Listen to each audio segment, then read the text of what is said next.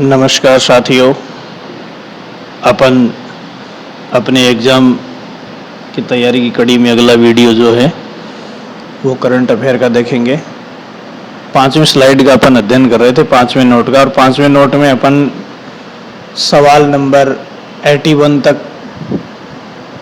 80 तक डिस्कस कर चुके थे, ठीक है। और अभी अपन सवाल नंबर 81 से आगे डिस्कस करना शुरू करेंगे। तो देखिए, यहाँ ये हेडिंग पिछले वीडियो में मैंने आपको 8वें वीडियो में यहाँ ये शहरीकरण और शहरी विकास की चर्चा करके छोड़ी थी। तो देखो, पहले ये बहुत सिंपल सी बात है, वैसे करंट अफेयर का मुद्दा नहीं। कई बार पूछ लेते हैं कि शहरीकरण से क्या तात्पर्य है। तो देखो, जनसंख्या का ग्रामीण क्षेत्रों से शहरी क्षेत्रों की ओर जो क्रमिक बढ़ोतरी होती है, इसी का नाम शहरीकरण है।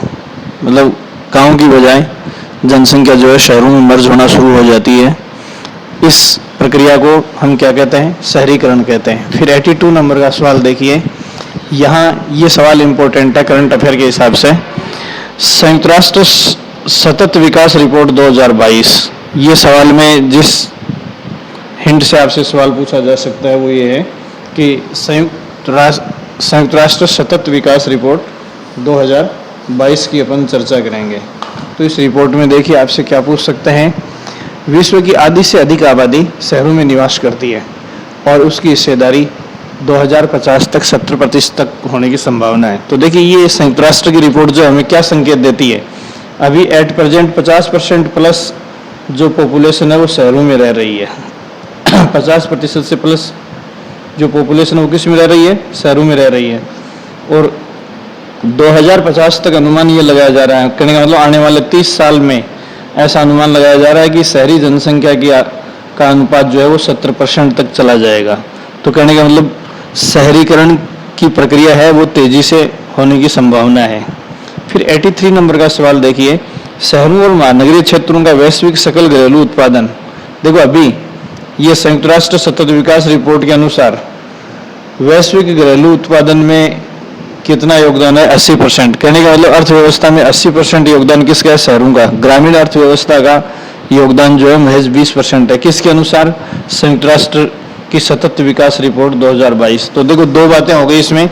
संयुक्त राष्ट्र की सतत विकास रिपोर्ट 2022 के अनुसार वैश्विक घरेलू उत्पादन में शहरों या महानगरों का योगदान कितना है? 80% है। और दूसरा, 2050 तक 70% आबादी जो है वो शहरों में आने की जो संभावना है वो इस रिपोर्ट में दर्शाई गई है। अगला सवाल देखो, राजस्थान की शहरी जनसंख्या का कुल जनसंख्या से प्रतिशत। तो देखो, 2021 के जो अनुमान है, अभी वर्तमान में 2021 के अनुमान के अनुसार राजस्थान में 26.33%। देखो, मैंने आपको बताया कि विश्व की 50% आबादी क्या है? शहरी है, और इसमें राजस्थान की 26%। तो वैश्विक जो शहरी आबादी का अनुपात है उससे आधा अनुपात ही राजस्थान में पाया जाता है। जैसे जहाँ 50% के आसपास पॉपुलेशन शहरों में रह रही है अभी, तो राजस्थान में कितने परसेंट? 26.33 या 26.25% के आसपास जो पॉपुलेशन है वो शहरों में रह रही है। तो कहने का मतलब है कि राजस्थान में विश्व की औसत से शहरीकरण की रफ्तार जो है वो क्या है? आधी है। 2021 तक या 31 तक ये अनुमान लगाया जा रहा है कि राजस्थान में शहरी जनसंख्या का अनुपात 27.74, कहने का मतलब 28% तक जा सकता है। तो ये लगभग 1.5% ग्रोथ की संभावना है आने वाले 10 साल में। 2021 के अनुसार 26.33। बहुत इंपॉर्टेंट बात है कि यूएन रिपोर्ट के अनुसार राजस्थान की कितनी पॉपुलेशन अभी शहरी है? 26.33%। और 2031 तक ये आंकड़ा कहाँ तक जा सकता है? अगले एक दशक में ये 27.74% तक जा सकता है। तो ये कहने का मतलब ये है कि 10 साल बाद भी राजस्थान में शहरीकरण की रफ्तार का जो अनुमान आ रहा है वो बहुत ज़्यादा तेज नहीं है, या यूँ कह सकते हैं कि नगरीकरण या शहरीकरण की रफ्तार जो है वो आनुपातिक रूप से राजस्थान में धीमी है। फिर देखिए, ये देखिए, हालांकि मैं जनसंख्या के कुछ सवाल यहाँ डाल रहा हूँ जो इम्पोर्टेंट है। तो देखो, 2011 में राजस्थान के शहरी क्षेत्र में लिंगानुपात, तो शहरी क्षेत्र में लिंगानुपात 914 है। लिंगानुपात का मतलब है प्रति 1000 पुरुषों के ऊपर महिलाओं की संख्या। प्रति 1000 पुरुषों के ऊपर महिलाओं की संख्या का मतलब है, जैसे राजस्थान का लिंगानुपात है 914, तो 914 जो महिलाएं हैं वो 1000 पुरुषों पर है, जबकि 2011 में ग्रामीण क्षेत्रों में जो लिंगानुपात है वो 933 है। तो ये देखिए कितना फ़र्क आ गया, ये 19 अंकों का फ़र्क आ गया है। कहने का मतलब ये कि राजस्थान में शहरी लिंगानुपात जो है 914 है 2011 की जनगणना के अनुसार, और गांव में कितना है 933 है लिंगानुपात। अब यहाँ देखिए अपन शहरीकरण का चैप्टर पढ़ रहे हैं, तो देखो सर्वाधिक शहरी लिंगानुपात वाले जिले, सर्वाधिक शहरी लिंगानुपात मतलब शहरों में सर्वाधिक लिंगानुपात किस जिले में है, तो देखो सर्वाधिक शहरी लिंगानुपात टोंक का है, उसके बाद बांसवाड़ा का है, उसके बाद प्रतापगढ़ का है, उसके बाद डूंगरपुर का है, उसके बाद राजसमंद का है। टोंक, बांसवाड़ा और प्रतापगढ़, ये तीन तो आपको याद रखना है। या सीधा पूछे कि सर्वाधिक शहरी लिंगानुपात वाला जिला कौन सा है, तो आपको उत्तर देना है टोंक। दूसरा, न्यूनतम शहरी लिंगानुपात वाला जिला, तो शहरों में न्यूनतम लिंगानुपात 807 कहाँ का है, जैसलमेर का, उसके बाद धौलपुर का, उसके बाद अलवर का। तो देखो न्यूनतम शहरी लिंगानुपात जैसलमेर का और अधिकतम शहरी लिंगानुपात है वो है टोंक का। फिर अपन बात करते हैं बाल लिंगानुपात की। तो बाल लिंगानुपात का मतलब होता है 0 से 6 वर्ष की आयु वर्ग के जो 1000 बालक हैं उन पर बालिकाओं की संख्या। बाल लिंगानुपात में 0 से 6 वर्ष की आयु के बच्चों में देखते हैं, तो 0 से 6 वर्ष की आयु में जो बच्चे हैं उनमें 1000 लड़कों के ऊपर कितनी लड़कियां हैं, ये क्या कहलाएगा, बाल लिंगानुपात कहलाएगा। तो सर्वाधिक बाल लिंगानुपात नागौर का है, उसके बाद बीकानेर का है, उसके बाद भीलवाड़ा का है। आगे वाला आप छोड़ सकते हो, नागौर, बीकानेर और भीलवाड़ा। तो शहरी क्षेत्रों में 0 से 6 वर्ष की बालिकाओं का अनुपात जो है वो सर्वाधिक नागौर में है। फिर न्यूनतम शहरी बाल लिंगानुपात वाले, तो न्यूनतम शहरी बाल लिंगानुपात वाला जिला है धौलपुर, उसके बाद गंगानगर, उसके बाद दौसा। देखो ये संख्या आपको सिर्फ समझने के लिए बताइए, 941, 841, 842, 847। तो ये बढ़ते हुए क्रम में सबसे कम जो शहरी बाल लिंगानुपात मतलब 0 से 6 वर्ष की आयु के बालिकाओं का अनुपात जो है वो सर्वाधिक इसमें धौलपुर में, उसके बाद गंगानगर में, उसके बाद दौसा में। तो ये सवाल जो है वो कई बार पूछ लेते हैं, तो ये 2-3 सवाल आप इसमें ध्यान में रखेंगे पॉपुलेशन के चैप्टर में। फिर अगली जो बात है अपन साक्षरता की बात करते हैं। तो साक्षरता के मामले में पहला सवाल सर्वाधिक साक्षरता वाले, सर्वाधिक शहरी साक्षरता वाले। देखो अभी इसमें अपन केवल शहरीकरण की या शहरों की बात कर रहे हैं, तो सर्वाधिक शहरी साक्षरता वाले जिलों में शहरी साक्षरता सर्वाधिक उदयपुर की है, फिर उसके बाद बांसवाड़ा की है, उसके बाद प्रतापगढ़ की है। देखो सर्वाधिक शहरी साक्षरता 87.5% उदयपुर की है, उसके बाद बांसवाड़ा की है, उसके बाद प्रतापगढ़ की है। तो देखो शहरी साक्षरता ये जहाँ आदिवासी जनजातियों का आवास ज़्यादा है, क्षेत्र जनजातीय आवास ज़्यादा है, वहाँ शहरी जनसंख्या की साक्षरता है वो ज़्यादा है। कारण क्या है, कारण यह कि आनुपातिक रूप से ग्रामीण साक्षरता वहाँ की क्या है, कम है। तो ये उदयपुर, बांसवाड़ा और प्रतापगढ़ ये तीनों ही एक तरह से जनजातीय इलाके हैं जहाँ शहरी साक्षरता ज़्यादा है। फिर देखिए न्यूनतम शहरी साक्षरता वाले ज़िले, तो न्यूनतम शहरी साक्षरता वाले ज़िलों में सबसे ऊपर आता है न्यूनतम शहरी साक्षरता वाले ज़िलों में सबसे ऊपर आता है नागौर।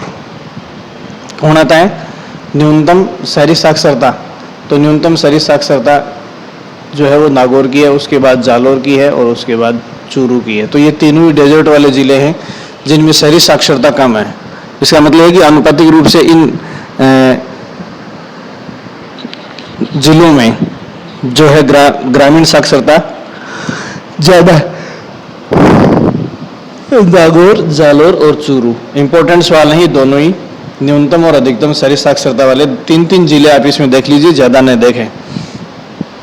फिर अगला सवाल आप इसमें देखिए, जयपुर 30.46 लाख आबादी के साथ जनसंख्या के संदर्भ में राजस्थान का सबसे बड़ा शहर है।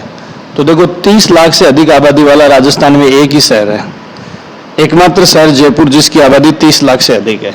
दूसरा सवाल देखिए, जोधपुर की पॉपुलेशन जो है वो है 11.38 लाख या 11.38 लाख।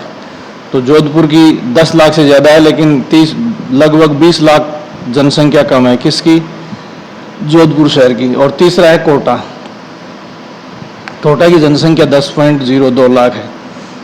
ठीक है, इसके बाद में तीसरे स्थान पर है बीकानेर जिसकी 6.44 लाख है। तो कुल मिलाकर देखो सीधी सी बात है, 30 लाख से अधिक आबादी वाला शहर एक है और 10 लाख से अधिक आबादी वाले शहर 1, 2 और 3। राजस्थान में 3 शहर ऐसे हैं जिनकी आबादी 10 लाख से ऊपर है। कौन कौन से हैं? जयपुर, जोधपुर और कोटा। तो सर्वाधिक शहरी आबादी जयपुर की, सबसे बड़ा शहर आबादी की दृष्टि से या जनसंख्या की दृष्टि से सबसे बड़ा शहर जयपुर, जयपुर के बाद में आएगा जोधपुर और जोधपुर के बाद में आएगा कोटा। ठीक है, इसके बाद में देखो सबसे कम शहरी जनसंख्या वाला जिला कौन सा है? बांसवाड़ा है। इस डिस्ट्रिक्ट हेडक्वार्टर के ऊपर केवल 1 लाख लोग रहते हैं, 1.0 लाख लोग। तो देखो 10 लाख से अधिक आबादी वाले राजस्थान में कितने शहर हैं? 3 शहर हैं। 10 लाख से अधिक आबादी वाले कितने शहर हैं? 3। और 30 लाख से अधिक आबादी वाले केवल 1 शहर है जयपुर। ठीक है, ये बात ध्यान में रखनी है। फिर अगला देखो राजस्थान में सबसे अधिक शहरीकृत जिले। देखो सबसे अधिक शहरीकृत जिले, तो देखो शहरीकृत जिले का मतलब है कि सर्वाधिक जो आबादी है वो शहरीकृत है। सबसे ज़्यादा कोटा है शहरीकृत, उसके बाद में जयपुर है और जयपुर के बाद में अजमेर है। तो शहरीकृत जिलों में सबसे ऊपर कोटा का नाम है, उसके बाद जयपुर का, उसके बाद अजमेर का।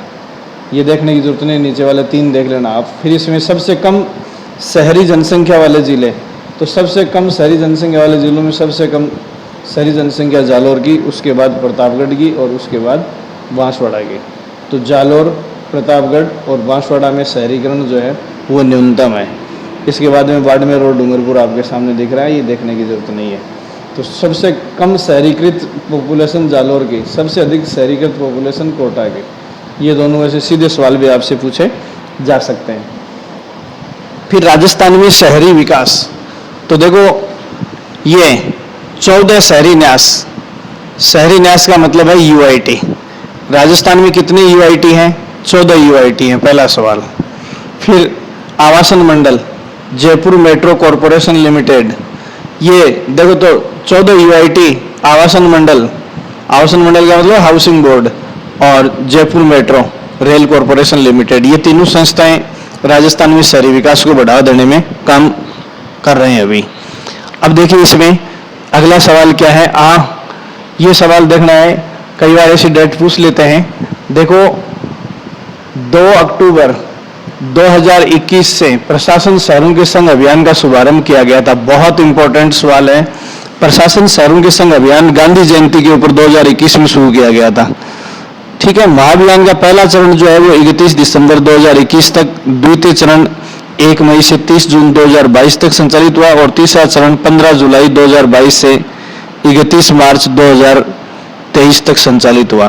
तो अब तक प्रशासन शहरों के संघ के कितने चरण हो गए? मार्च 2023 तक इसका 3 चरण जो है वो पूरे किए जा चुके हैं। तो ये एक तो इसके चरण 31 मार्च 2023 में तीसरा चरण इसका पूरा हो गया। एक इसकी शुभारंभ की जो डेट है वो आपको ध्यान में रखनी है, गांधी जयंती, मतलब 2 अक्टूबर 2021 को इसको शुरू किया गया था। ठीक है, अब ये देखो जयपुर मेट्रो रेल कॉरपोरेशन, इसमें आपको कुछ नहीं ध्यान में रखना है। देखो ये फेज 1 की बात है। फेज 1 में ABCD 3 चरणों में इसको शुरू किया गया था, तो ये आपको देखने की जरूरत नहीं है। अब देखो फेज 2 है, फेज 2 में ये आपसे पूछ सकते हैं। देखो जयपुर मेट्रो रेल कॉरपोरेशन द्वारा पहले फेज के 4 चरण पूरे हो चुके हैं ABCD। दूसरे फेज में सीतापुरा से अंबावाड़ी तक जो है वो मेट्रो चलनी है। तो ये ध्यान रखना है, जयपुर के सीतापुरा से अंबावाड़ी तक मेट्रो जो है वो प्रस्तावित है फेज 2 में। ठीक है, ये चीज़ आपको ध्यान में रखनी है। ये देखो ये जो संख्या है 97, 98, 99, 100, 101, ये थोड़ा सा गलती से आ गया है, इसमें 96 के आगे सीरीज में आ गया है। इसको आप काट देंगे थोड़ा समझने के लिए, डिलीट करना भूल गया था। Phase 1A, phase 1B, phase 1C, phase 1D और फेज 2। तो फेज 2 में सीतापुरा से अंबावाड़ी तक है। ठीक है, फिर अगला देखिए, अपने यहाँ JDA विकास प्राधिकरण, देखो UIT कितने बताए? 14। जयपुर मेट्रो रेल 1 और 3 विकास प्राधिकरण है। तो किन किन जिलों में विकास प्राधिकरण है? बहुत ही महत्वपूर्ण है। तो देखो जयपुर में विकास प्राधिकरण है, जोधपुर में विकास प्राधिकरण है और अजमेर में विकास प्राधिकरण है। ध्यान रहे, देखो कौन से जिले में विकास प्राधिकरण नहीं है, तो देखो उदयपुर में नहीं है, बीकानेर में नहीं है, भरतपुर में नहीं है, ऐसे ध्यान रखना। तो देखो जयपुर, जोधपुर और अजमेर तीन में क्या है, विकास प्राधिकरणों का गठन किया गया है। तो देखो जयपुर विकास प्राधिकरण जेडीए, जोधपुर विकास प्राधिकरण जेडीए और अजमेर विकास प्राधिकरण एडीए। तो अभी राजस्थान में कितने जिलों में विकास प्राधिकरणों का गठन हुआ, बहुत इंपॉर्टेंट सवाल है। सवाल कौन से जिले में है, तो जयपुर, जोधपुर, अजमेर, इन तीन में विकास प्राधिकरणों का गठन है। और इसके अलावा जैसे कौन से जिले में विकास प्राधिकरण का गठन नहीं किया गया है, तो इसमें बीकानेर ऑप्शन हो सकता है, उदयपुर ऑप्शन हो सकता है, भरतपुर ऑप्शन हो सकता है। इन तीनों में यूआईटी काम कर रहे हैं।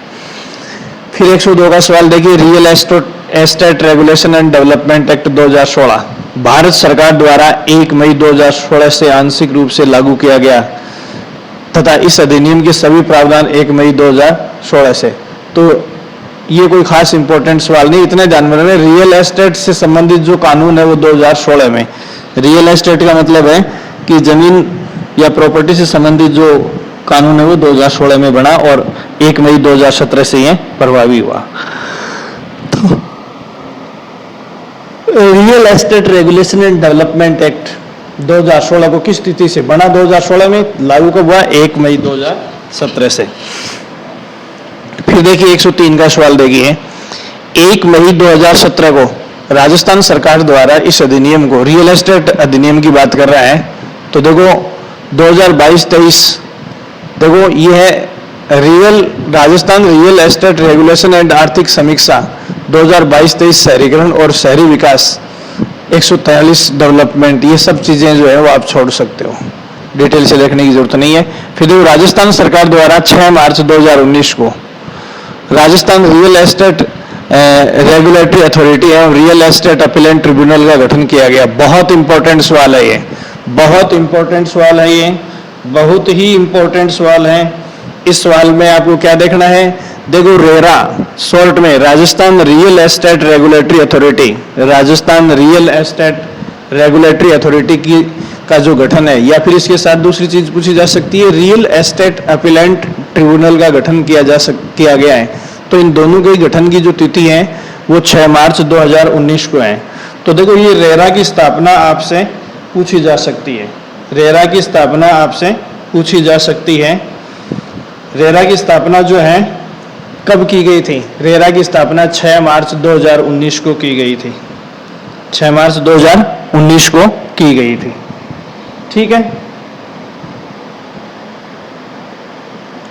6 मार्च 2019, बहुत ही इंपॉर्टेंट सवाल है। एक सेकेंड होल्ड रखेंगे। पानी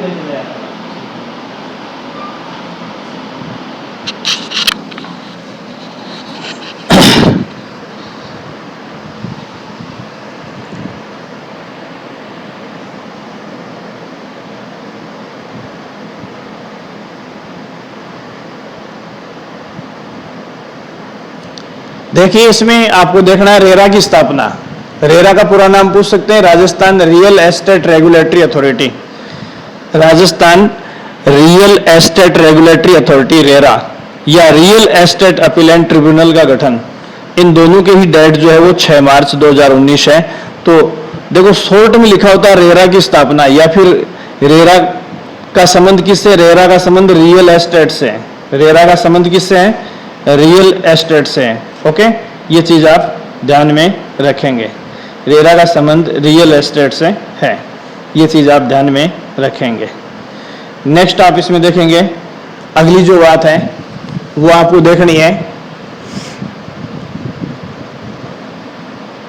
राजस्थान में आवास की आवश्यकताओं को पूर्ण करने के लिए राजस्थान आवासन मंडल की स्थापना। बस ये राजस्थान हाउसिंग बोर्ड, ये राजस्थान हाउसिंग बोर्ड की स्थापना जो है 1970 में, 24 फरवरी 1970। इसमें डेट इंपॉर्टेंट नहीं है, केवल आपको क्या ध्यान में रखनी है, सेशन 17 ध्यान में रखना है। 1970 को जो है वो राजस्थान हाउसिंग बोर्ड या राजस्थान आवासन मंडल की स्थापना जो है वो की गई थी, ये चीज़ आपको ध्यान में रखनी है। फिर इसमें अगला सवाल देखिए आप, अगला सवाल आपके सामने है, जन भागीदारी देखिए, जन भागीदारी से वृक्षारोपण को बढ़ावा देने के लिए RHB ग्रीन विकसित किया गया है। तो देखो, पहली बात तो RHB ग्रीन क्या है? एक मोबाइल ऐप है। RHB ग्रीन क्या है? एक मोबाइल ऐप है। इसका संबंध किससे है? वृक्षारोपण से है। और वृक्षारोपण किस तरीके से? जन सहभागीदारी से वृक्षारोपण करना इसका उद्देश्य है। तो देखो, RHB ग्रीन एक मोबाइल ऐप है जिसका उद्देश्य जन सहभागीदारी से वृक्षारोपण को बढ़ावा देना है। ये चीज ध्यान में रखनी है। फिर सवाल नंबर 107 देखिए आप। सवाल नंबर 107 आपको क्या कहता है? सवाल नंबर 107, प्रतापनगर जयपुर में कोचिंग हब विकास। ये मैंने आपको बता दिया है। देखो, ये देश का पहला कोचिंग हब बन रहा है प्रतापनगर में, और इस कोचिंग हब को कौन बन रहा है? राजस्थान आवासन मंडल, राजस्थान हाउसिंग बोर्ड जो है वो बना रहा है। तो देखो, पहली बात तो देश का पहला कोचिंग हब कहाँ बन रहा है? जयपुर के प्रतापनगर में। और ये लगभग 65,000 वर्ग मीटर भूखंड के ऊपर जो डेवलपमेंट किया जा रहा है वो राजस्थान हाउसिंग बोर्ड द्वारा किया जा रहा है। ठीक है। फिर देखो, राजस्थान को आवास के क्षेत्र में राजस्थान हाउसिंग बोर्ड काम कर रहा है, तो राजस्थान को आवास के क्षेत्र में स्कॉच ऑफ गवर्नेंस अवार्ड दिया गया है। देखो, आवास बनाने के मामले में, राजस्थान को स्कॉच ऑफ गवर्नेंस अवार्ड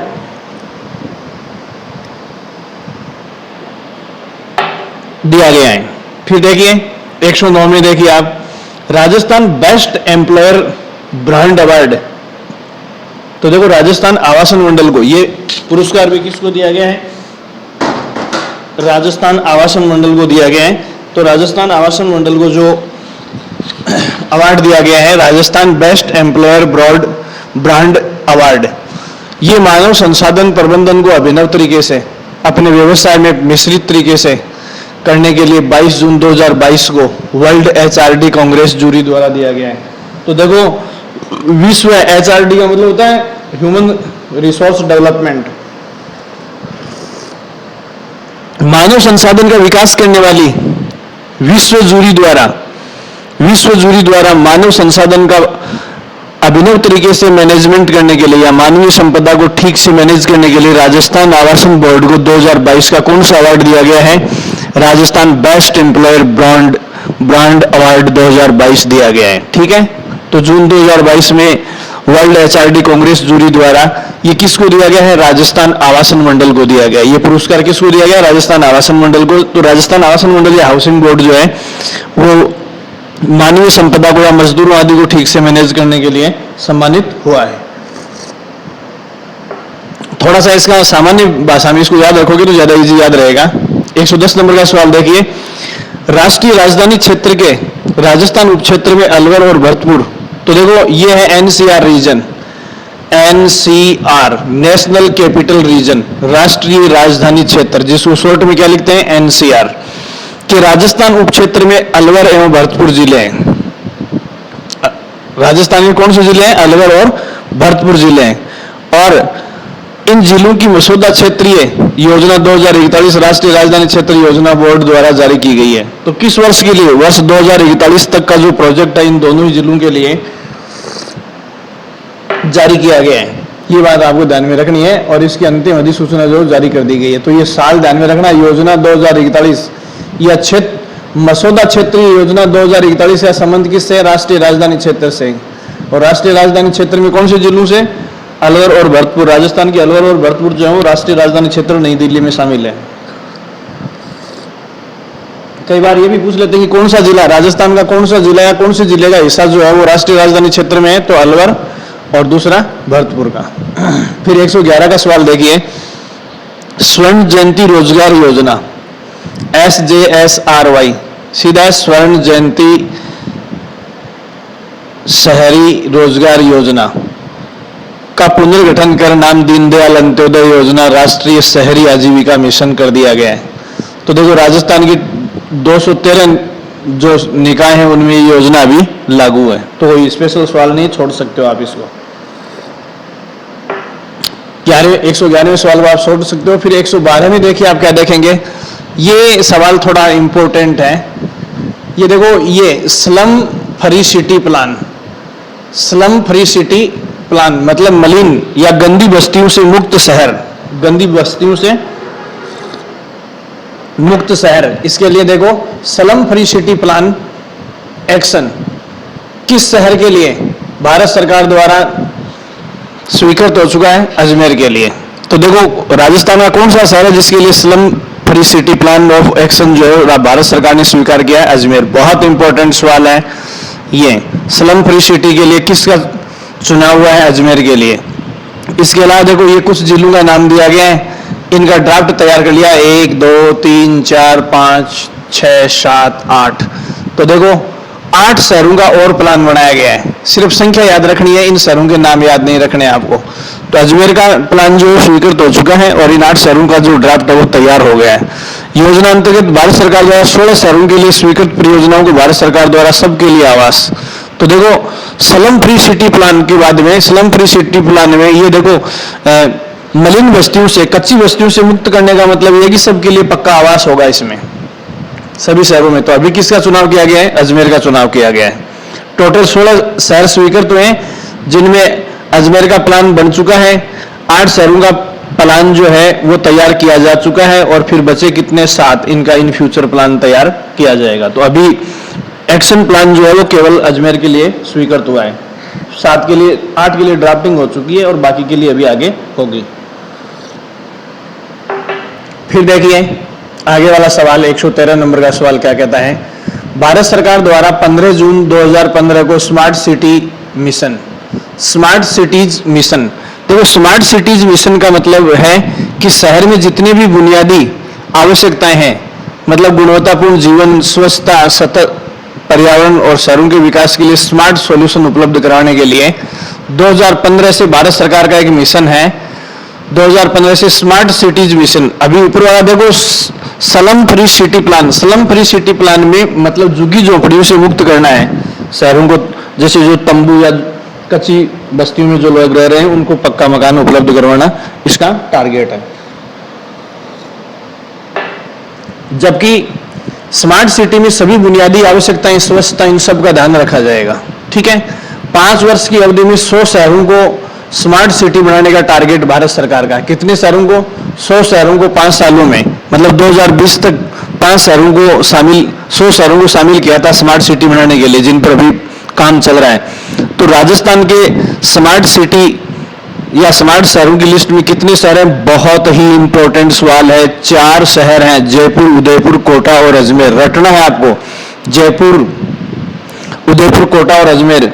कई बार ऐसा पूछ लेते हैं कौन सा शहर है, जैसे 2-2 के जोड़े दे दिए, एक ऑप्शन में 3-3 के जोड़े दे दिए, 4-4 के जोड़े दे दिए और एक जिले का नाम चेंज कर दिया। तो कौन सा शामिल है, कौन सा शामिल नहीं है? ये तभी पॉसिबल हो पाएगा जब चारों याद रहेंगे आपको। तो स्मार्ट सिटी योजना के तहत तो देखो स्लम फ्री सिटी के लिए टोटल 16 शहर हैं, जिनमें से एक का प्लान जयपुर का हो गया है, बाकी का हुआ नहीं है। स्मार्ट सिटी में 4 शहर हैं, चारों के नाम आपको ध्यान में रखनी है। फिर अगला ये सवाल भी बहुत इंपॉर्टेंट है, अटल मिशन रिजुवेनेशन एवं अर्बन ट्रांसफॉर्मेशन, ये अमृत है पूरा नाम, अमृत। तो देखो ध्यान रखेंगे, पहला मैंने आपको बताया स्लम फ्री सिटी, ये भी कब, ठीक है, स्लम फ्री सिटी। दूसरा मैंने आपको बताया स्मार्ट सिटी और तीसरा बताया मैंने अमृत। अमृत योजना में भी राजस्थान के 29 शहर शामिल किए गए। ऊपर वाले में इसमें 4 हैं, ऊपर वाले में उसमें ये 16 की घोषणा की गई, लेकिन अभी तक एक में काम शुरू हुआ है। तो यहाँ देखिए अमृत योजना के सर, अमृत योजना के तहत राजस्थान के कितने शहरों को शामिल किया गया है? 29 शहरों को शामिल किया गया है। क्या है इसमें देखो, तो पहले जलापूर्ति, सीवेज और सेप्टेज प्रबंधन, नाली और पेड़ पौधों की व्यवस्था ये शहरों में होगी अमृत योजना के तहत पहले चरण में। फिर दूसरे चरण में क्या है? सीवेज, जल निकाय, जीर्णोद्धार, जलापूर्ति आदि ये सब इसमें शामिल है। देखो इसका सबसे अच्छा एग्जाम्पल मैं आपको बता रहा हूँ कि अभी जैसे सीकर में सीवेज लाइन वगैरह की रिपेयरिंग चल रही है, तो ये अमृत 2.0 का उदाहरण है। ये अभी जो सीवेज वगैरह की जो जीर्णोद्धार या रिपेयरिंग का काम चल रहा है, ये अमृत 2 का जो है वो कार्य है। तो यहाँ अमृत मिशन में 29 शहर, पहले शहर में ये सुविधाएं उपलब्ध कराना और दूसरे शहर में इनकी पुनरुद्धार या रिपेयरिंग करवाना। फिर देखो स्वच्छ भारत मिशन शहरी 2.0, तो देखो अपने यहाँ स्वच्छ भारत मिशन जो है, स्वच्छ भारत मिशन जो है वो 2 अक्टूबर 2019 से चालू है, तो वो 1.0 वर्जन था, और अभी 2 अक्टूबर 2021 से इसका 2.0 वर्जन का मतलब संस्करण, एडिशन है ये। तो अभी स्वच्छ भारत मिशन का दूसरा वर्जन या दूसरा संस्करण या दूसरा एडिशन लॉन्च कब हुआ है? 2 अक्टूबर 2021 को। और ये मिशन कब तक चलेगा? 5 साल तक, मतलब 2026 तक ये वर्जन 2 चलेगा। तो देखो 2019 से लेकर, ध्यान देंगे आप इसमें, 2019 से लेकर 21 तक, पहले 2 साल में इसका वर्जन 1 चला, और 2021 से लेकर 2026 तक 5 साल तक इसका वर्जन 2 चलेगा। ठीक है, ये देखो सीधा सा स्वच्छ भारत मिशन SBM, स्वच्छ भारत मिशन 2.0 के मुख्य घटक जैसे शौचालय निर्माण यानी व्यक्तिगत घरेलू शौचालय, सामुदायिक सार्वजनिक शौचालय मतलब शहरों में या कस्बों में, मूत्रालय, ठोस अपशिष्ट प्रबंधन, जल प्रबंधन और ICC और CBA, ये सारे इसके कंटेंट है। कहने का मतलब ये है कि पहले स्तर पर शौचालय निर्माण 2021 तक टारगेट था, उसके बाद में ठोस प्रबंधन और सार्वजनिक मूत्रालय, जो शहरी निकायों में सार्वजनिक मूत्रालयों की व्यवस्था करना इसका मुख्य उद्देश्य है। इसके साथ ही जैसे अपशिष्ट प्रबंधन का मतलब है, जैसे स्वच्छ भारत मिशन के तहत डोर टू डोर जो मटेरियल कलेक्ट किया जाता है, उससे अपशिष्ट प्रबंधन का मतलब है कि जैसे उसको जलाकर कोई बिजली वगैरह बनाई जा सकती है, या पॉलीथीन वगैरह कलेक्ट की जाती है तो उनको रिसाइकलिंग करके यूज किया जा सकता है, ये सारा ठोस अपशिष्ट प्रबंधन में आ जाएगा। जल प्रबंधन में जैसे वाटर हार्वेस्टिंग, रिचार्ज करने के लिए, ये सारी व्यवस्थाएं इसमें आ जाएंगी। तो अभी जो चल रहा है वो स्वच्छ भारत मिशन का दूसरा वर्जन किस डेट से? 2 अक्टूबर 2021 से, और 2 अक्टूबर 2019 से जो चला था वो इसका वर्जन 1 था। फिर देखो 116वां सवाल देखिए क्या कहता है, कोई भूखा न सोए, इसके लिए इंदिरा रसोई योजना चल रही है। कोई देखो इंदिरा रसोई योजना का उद्देश्य कोई भूखा न सोए, ठीक है। इस बात को साकार रूप देने के लिए इसकी डेट इंपॉर्टेंट है। इंदिरा रसोई योजना को 20 अगस्त 2020 से शुरू किया गया था। 213 नगरीय निकायों में 358 स्थायी रसोइयों के माध्यम से, जैसे अपने परमानेंट होटल होते हैं उस हिसाब से 358 स्थायी रसोइया जो है स्थापित करके 20 अगस्त 2020 से 213 निकायों में इसको शुरू किया गया था। क्या होता है इस योजना के तहत? इस योजना के तहत 8 रुपए में प्रति थाली के हिसाब से दोपहर का और रात का खाना दिया जाता है, दोनों टाइम का 8 रुपए के हिसाब से, ठीक है। और बाकी जो राशि है वो राज्य सरकार जो है वो सब इन संस्थाओं को चुकाती है, ठीक है। का स्थायी रसोइयों में सम्मान पूर्वक बैठाकर शुद्ध एवं पौष्टिक भोजन उपलब्ध करवाया जाता है, दोनों टाइम का 8-8 रुपए में, 16 रुपए में। अगली चीज जो देखिए, बुनियादी एवं सामाजिक सेवाओं में आपके लिए क्या इंपॉर्टेंट सवाल बन सकता है, तो देखिए विधवा परित्यक्ता महिलाओं के लिए ये ध्यान रखना, मुख्यमंत्री संबल योजना। देखो मुख्यमंत्री संबल योजना, तो मुख्यमंत्री संबल योजना ये रटना, मुख्यमंत्री संबल योजना का संबंध विधवा और परित्यक्ताओं से है। और इसका उद्देश्य क्या है, तो जो बीएड है, डीएलएड है, बीएड डीएलएड ये 2 वर्षीय डिप्लोमा पाठ्यक्रम और बीएड वगैरह जो निजी प्रशिक्षण संस्थानों में कौन कर रही हैं? विधवा और परित्यक्ता महिलाएं कर रही हैं, उनको क्षतिपूर्ति प्रदान की जाती है। तो देखो मैं आपको बता दूं कि यहाँ मुख्यमंत्री संबल योजना, जो चीज इसमें लिखी नहीं गई है वो भी मैं आपको बता देता हूँ।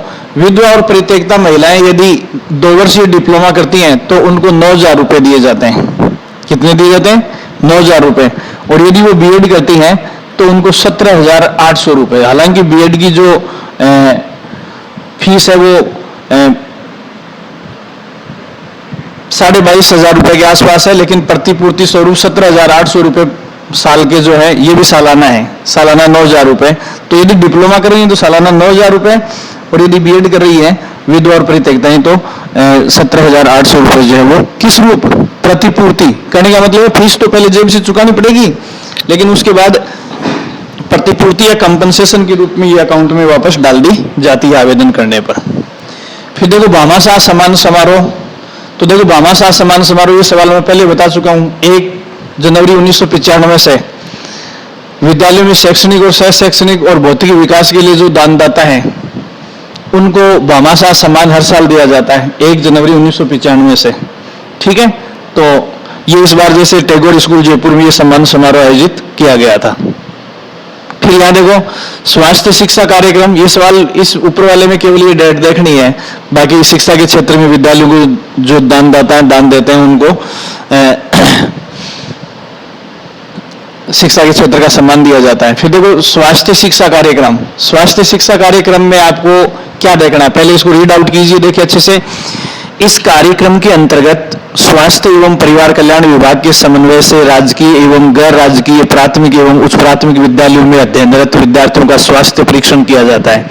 देखना, राजकीय एवं गैर राजकीय मतलब सरकारी और प्राइवेट सभी स्वास्थ्य शिक्षा कार्यक्रम में सरकारी स्कूलों में और गैर सरकारी स्कूलों में बच्चों का स्वास्थ्य परीक्षण किया जाता है। किसका किया जाता है? प्राथमिक एवं उच्च प्राथमिक विद्यालयों में, मतलब कक्षा 1 से 8 तक जो बच्चे हैं उन सब का स्वास्थ्य परीक्षण किया जाता है। ठीक है, ये काम मैंने आपको बताया था कि संयुक्त राष्ट्र बाल कोष यूनिसेफ और किशोरी आयु की बालिकाओं के लिए एनीमिया नियंत्रण का एक अलग कार्यक्रम संचालित करा, तो यूनिसेफ की मदद से हो रहा है। और यूनिसेफ जो है, देखो ये कार्यक्रम जो स्वास्थ्य शिक्षा कार्यक्रम में स्वास्थ्य का परीक्षण है कक्षा 1 से 8 तक, मतलब प्राथमिक और उच्च प्राथमिक विद्यालयों में अध्ययनरत छात्रों का परीक्षण किया जाता है। इसके अलावा यूनिसेफ एक काम और करती है, ये देखो 10 से 19 आयु वर्ग की जो बच्चियां हैं, एनीमिया का मतलब होता है रक्त की कमी। एनीमिया का मतलब क्या होता है? रक्त की कमी। तो रक्त की कमी से ग्रसित जो बालिकाएं हैं उनके लिए भी यूनिसेफ जो है जो कार्यक्रम चला रही है, वो कौन से आयु वर्ग की बच्चियों के लिए चला रही है? वो चला रही है 10 वर्ष से 19 वर्ष की आयु की बच्चियों के लिए चला रही है। एनीमिया रक्त की कमी या अरक्तता को कहते हैं। ठीक है, ये चीज आप ध्यान में रखेंगे।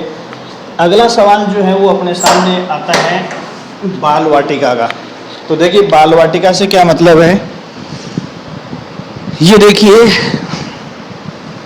पहली बात तो ये राष्ट्रीय शिक्षा नीति 2020 का कंटेंट है। बाल वाटिका राष्ट्रीय शिक्षा नीति 2020 का कंटेंट है, जिसमें क्या है, राजकीय विद्यालयों में बाल वाटिका एवं पूर्व प्राथमिक कक्षाएं प्रारंभ किए जाने से पहले, देखो ये बाल वाटिका का मतलब क्या है कि जैसे बच्चे को अपन पहली कक्षा में एडमिशन दिलाते हैं तो उससे पहले उसे पहली कक्षा में पढ़ने के अनुकूल बनाने के लिए देखो प्रारंभिक शिक्षा में गुणवत्तापूर्ण बुनियादी साक्षरता एवं संख्या ज्ञान की नींव को मजबूत करने के लिए बाल वाटिका का संचालन एक सकारात्मक पहल है। अब जैसे पहली क्लास में 6 साल के बच्चे को अपन एडमिशन करवाते हैं तो ये बाल वाटिका का जो कंसेप्ट आया वो 4 से 6 मतलब पूर्व प्राथमिक शिक्षा है। ये प्राथमिक शिक्षा पहली क्लास से शुरू होती है, तो पूर्व प्राथमिक शिक्षा कक्षा 1 से 6 वर्ष की आयु में शुरू होती है। तो पूर्व प्राथमिक शिक्षा में वो सारी गतिविधियां आ जाएंगी जो 6 वर्ष से पहले की है।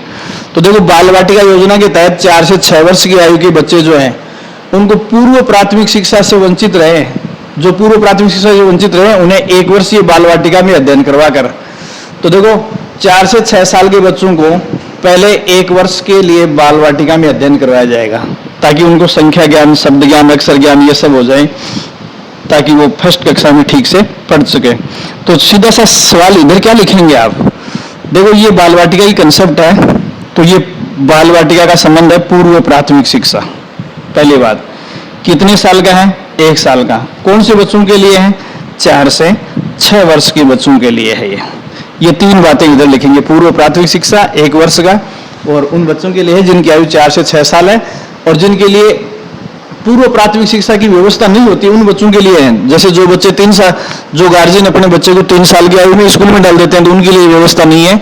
तो 6 साल तक जिन बच्चों की स्कूल की व्यवस्था नहीं होती है उनको कहाँ डाला जा रहा है? बाल वाटिकाओं में डाला जा रहा है। तो इसमें देखिए कक्षा 1, अब रीड कीजिए, कक्षा 1 हेतु तैयार करने के लिए चरणबद्ध प्रयास किए जाने प्रस्तावित है। प्रथम चरण में 33 जिलों, पूरे 33 जिलों में जहां आंगनबाड़ी का समन्वय नहीं है वहां बाल वाटिका प्रारंभ की जाएगी। एक बात और ध्यान रखना, ये पूर्व प्राथमिक शिक्षा बहुत बड़ी बात है, बहुत बड़ी बात है, ध्यान देने वाली बात। बाल वाटिकाओं का संचालन उन जिलों में नहीं किया जाएगा जहां पहले से आंगनबाड़ी केंद्र चल रहे हैं। तो जिन जिलों में आंगनबाड़ी केंद्र चल रहे हैं उन जिलों में आंगनबाड़ी केंद्रों से ही बाल वाटिकाओं का संचालन, पूर्व प्राथमिक शिक्षा का संचालन किया जाएगा। जैसे अपने यहाँ राजस्थान में आंगनबाड़ी केंद्र हैं, या जिन जिलों में आंगनबाड़ी केंद्र हैं, तो पूर्व प्राथमिक शिक्षा 6 साल से कम आयु के बच्चों को पूर्व प्राथमिक शिक्षा आंगनबाड़ी केंद्रों से दी जाएगी। लेकिन जहां आंगनवाड़ी केंद्र नहीं है, उन जिलों में क्या किया जाएगा, बाल वाटिकाओं की स्थापना करके 6 साल से कम आयु के बच्चों को पूर्व प्राथमिक शिक्षा 1 साल के लिए दी जाएगी। ठीक है, तो इन 33 जिलों में जिन जिन गांवों में या जहां कहीं भी आंगनवाड़ी केंद्र नहीं है वहां बाल वाटिकाएं शुरू की जाएंगी। और देखो ये बाल वाटिका केंद्र कहां स्थापित होंगे ये भी ध्यान रखना। तो देखो ये प्राथमिक शिक्षा के कुल 1090 विद्यालय सरकारी विद्यालयों में, तो बाल वाटिकाएं कहां खोली जाएंगी, सरकारी स्कूल के अंदर ही खोले जाएंगे, सरकारी स्कूल के अंदर ही खोले जाएंगे। कहने का मतलब ये कि जिन जिलों में क्या नहीं है, जिन जिलों में आंगनवाड़ी केंद्र नहीं है वहां के सरकारी स्कूलों के अंदर ही बाल वाटिकाएं खोली जाएंगी और वहीं से पूर्व प्राथमिक शिक्षा की व्यवस्था इन बच्चों के लिए की जाएगी। मेरे हिसाब से आपको समझ में आ गया होगा। ये बहुत इंपॉर्टेंट कंटेंट है, ये ध्यान रखेंगे आप, बहुत इंपॉर्टेंट कंटेंट है एग्जाम की दृष्टि से। फिर अगला देखिए, एक भारत श्रेष्ठ भारत, बहुत इंपॉर्टेंट सवाल है, वैसे समझने के लिए कुछ नहीं है। देखो, एक भारत श्रेष्ठ भारत कार्यक्रम के अंतर्गत स्वतंत्रता की 75वीं वर्षगांठ पर आजादी का अमृत महोत्सव मनाया जा रहा है। देखिए, मैं आपको बता दूं कि आजादी का अमृत महोत्सव जो है वो 2047 तक चलेगा। 2047 में क्या होगा, अपन 1947 में आजाद हुए थे, अपन 1947 में आजाद हुए थे। 2047 में हम आजादी की कौन सी जयंती मनाएंगे, स्वर्ण जयंती मनाएंगे, गोल्डन जयंती मनाएंगे, स्वर्ण जयंती मनाएंगे। ठीक है, और तब तक 2047 तक हम आजादी के अमृत महोत्सव की इस श्रृंखला में जो है कई कार्यक्रम कर रहे हैं। तो देखो 75वीं वर्षगांठ पर, तो देखो ये 75वीं वर्षगांठ कौन सी है, देखो 25 वर्ष की स्टेज के ऊपर अपन कौन सी जुबली मनाते हैं, 25 वर्ष पे अपन सिल्वर जुबली मनाते हैं। फिर अपन 50 वर्ष पे गोल्डन जुबली मनाते हैं, सॉरी ये मैंने गलत बता दिया है। और 75 वर्ष पे अपन हीरक जयंती डायमंड जुबली मनाते हैं और 100 वर्ष पे अपन प्लेटिनम जुबली मनाते हैं। तो 2047 में भारत की आजादी की प्लेटिनम जुबली आएगी। तो अभी हम क्या मना रहे हैं, आजादी का अमृत महोत्सव मना रहे हैं। 75 साल कब हुए थे, 2019 में 75 वर्ष पूरे हो गए थे। आगे देखिए आप, इसमें नेशनल अचीवमेंट सर्वे, ये देखना नेशनल अचीवमेंट सर्वे 2021। तो पहली बात तो अचीवमेंट का मतलब होता है उपलब्धि। तो नेशनल अचीवमेंट, राष्ट्रीय उपलब्धि दिखते ही आपको एनसीईआरटी दिखनी चाहिए। नेशनल अचीवमेंट सर्वे 2021 दिखते क्या दिखना चाहिए, एनसीईआरटी। बस इतना सा दिखते ही सवाल सही हो जाएगा। राष्ट्रीय उपलब्धि सर्वे 2021, नेशनल अचीवमेंट सर्वे 2021 दिखते ही एनसीईआरटी दिल्ली दिखनी चाहिए। क्या है ये, देखो एनसीईआरटी दिल्ली द्वारा शैक्षणिक गुणवत्ता के आंकलन हेतु पूरे देश में 12 नवंबर 2021 को नेशनल अचीवमेंट सर्वे करवाया गया। तो ये नेशनल अचीवमेंट सर्वे नवंबर 2021 में किसकी ओर से, एनसीईआरटी की ओर से करवाया गया। इस सर्वे में कक्षावार सीखने के परिणामों के आधार पर किए गए छात्र आकलन का राज्य रिपोर्ट कार्ड एनसीईआरटी द्वारा जारी किया गया है। ये ध्यान रखना है, राज्यों को रैंकिंग इस सर्वे में दी गई है। फिर देखो शिक्षक प्रशिक्षण के लिए, इसमें केवल ये है कि ये नेशनल अचीवमेंट सर्वे किसने करवाया है, एनसीईआरटी ने। बस इतना ही ध्यान में रखना है, यहाँ एनसीईआरटी लिख लेना आप साइड में, चल जाएगा इससे काम। फिर देखो शिक्षक प्रशिक्षण का मतलब जैसे अपने बीएड कॉलेज है, एसटीसी कॉलेज है, इनसे संबंधित बात है। तो शिक्षक प्रशिक्षण के लिए नोडल एजेंसियों के रूप में राज्य शैक्षिक अनुसंधान एवं प्रशिक्षण परिषद SCERT, राज्य शिक्षा संस्थान और राज्य शिक्षा एवं प्रशिक्षण संस्थान DIET। तो देखो ये है जिला शिक्षा एवं प्रशिक्षण संस्थान। देखो जिला शिक्षण एवं प्रशिक्षण संस्थान होता है डाइट। तो ये डाइट में अपन BSTC वालों को ट्रेनिंग देते हैं, जैसे अपने जितने भी डाइट सेंटर में BSTC वालों को देते हैं। इसके अलावा देखो ये शैक्षणिक एवं अनुसंधान परिषद, ये देखना राज्य शैक्षणिक अनुसंधान एवं प्रशिक्षण परिषद, ये कहाँ है, उदयपुर में है अपने यहाँ। ठीक है, इन दो, तो ये देखना आप, इसमें SCERT उदयपुर और डाइट्स का सुदृढ़ीकरण और उन्नयन करना जो है वो इनका काम है। राज्य मतलब राजस्थान स्कूली शिक्षा परिषद के माध्यम से एक राज्य क्रियान्वयन समिति के रूप में राज्य में समग्र शिक्षा लागू की जा रही है। योजना में केंद्र व राज्य की वित्त सहभागिता। तो ये देखो सीधा सा आपको भाषा सवाल की कुछ भी हो, केवल इतना सा ध्यान रखना है कि शिक्षक प्रशिक्षण कार्यक्रम है, बीएसटीसी और बीएड कॉलेजों के माध्यम से जो ये कार्यक्रम संचालित हो रहे हैं, इनको सुदृढ़ करने के लिए केंद्र और राज्य की जो वित्तीय भागीदारी है वो 60:40 है। तो 100 में से 60 रुपए कौन खर्च करेगा? केंद्र खर्च करेगा, और 40 रुपए कौन खर्च करेगा? राज्य खर्च करेगा। ये बात ध्यान में रखनी है बस। तो यह शिक्षक प्रशिक्षण शब्द के इधर केंद्र राज्य अनुपात में आप 60-40 लिखें, बाकी आप सब छोड़ सकते हो। बीच वाला सवाल में दिया हुआ होगा, आपको कंफ्यूज होने की जरूरत नहीं है। फिर देखो, बजट घोषणा 2021-22 के अनुसार कक्षा 1 से 8 तक के राजकीय विद्यालयों में अध्ययनरत समस्त विद्यार्थियों को निःशुल्क यूनिफॉर्म फैब्रिक के 2 सेट, ये मैंने आपको पहले बता दिया है कि 2021-22 के बजट में ये घोषणा की गई थी कि प्रत्येक सरकारी स्कूल में 8वीं तक पढ़ने वाले बच्चों को 2 ड्रेसेज का कपड़ा दिया जाएगा, और साथ में प्रति बच्चे लगभग 200 रुपए जो है वो सिलाई के दिए जाएंगे। ठीक है। राज्य सरकार राजकीय विद्यालयों में अध्ययनरत कक्षा 1 से 8 तक के विद्यार्थियों को निःशुल्क यूनिफॉर्म फैब्रिक उपलब्ध करवाएगी। इसमें केंद्र सरकार, देखो ये जो ड्रेस दी जाएगी इसमें भी ये ध्यान रखना। तो ये पहली बात तो बीएड और एसटीसी कॉलेजों में 60-40 का अनुपात है, जो ड्रेस दी जा रही है इसमें भी 60:40 का ही है। 100 में से 60 रुपए कौन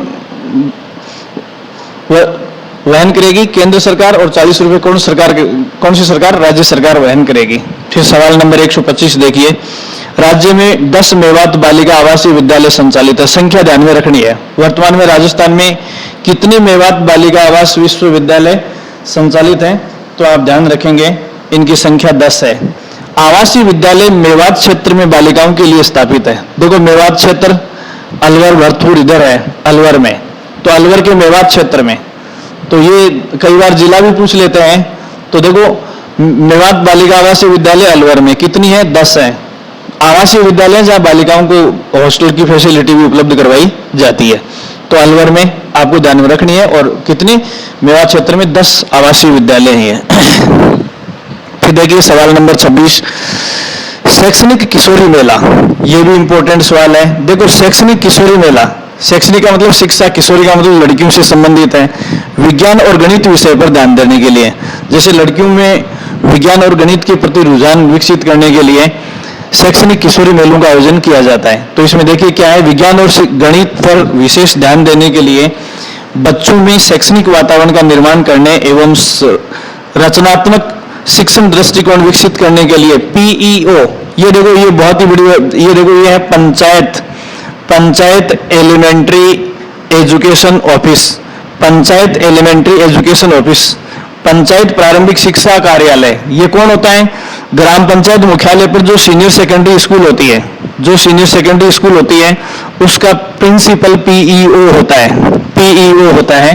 तो देखो, रचनात्मक शिक्षण दृष्टिकोण विकसित करने के लिए पीईओ ब्लॉक, पीईओ का मतलब ग्राम स्तर पे हो गया, पंचायत स्तर पे, फिर ब्लॉक स्तर पर, फिर जिला स्तर पर और फिर राज्य स्तर पर शैक्षणिक किशोरी मेले का आयोजन किया जाएगा। तो देखो, सबसे बड़ी बात है कि शैक्षणिक किशोरी मेले का संबंध लड़कियों में गणित और विज्ञान के प्रति रुझान विकसित करने से। कितने स्तर पर? 1, 2, 3 और 4, 4 स्तर पर, मतलब ग्राम पंचायत से लेकर राज्य स्तर तक 4 स्तरों पर इन मेलों का आयोजन किया जाएगा। 127वां सवाल, ये भी बहुत इंपॉर्टेंट है। देखो, एक तो है मीना राजू और एक है गार्गी। मीना राजू और गार्गी, ये एक तरह से मीना राजू लड़कियों का नाम समझ सकते हो और गार्गी भी लड़की का नाम समझ सकते हो।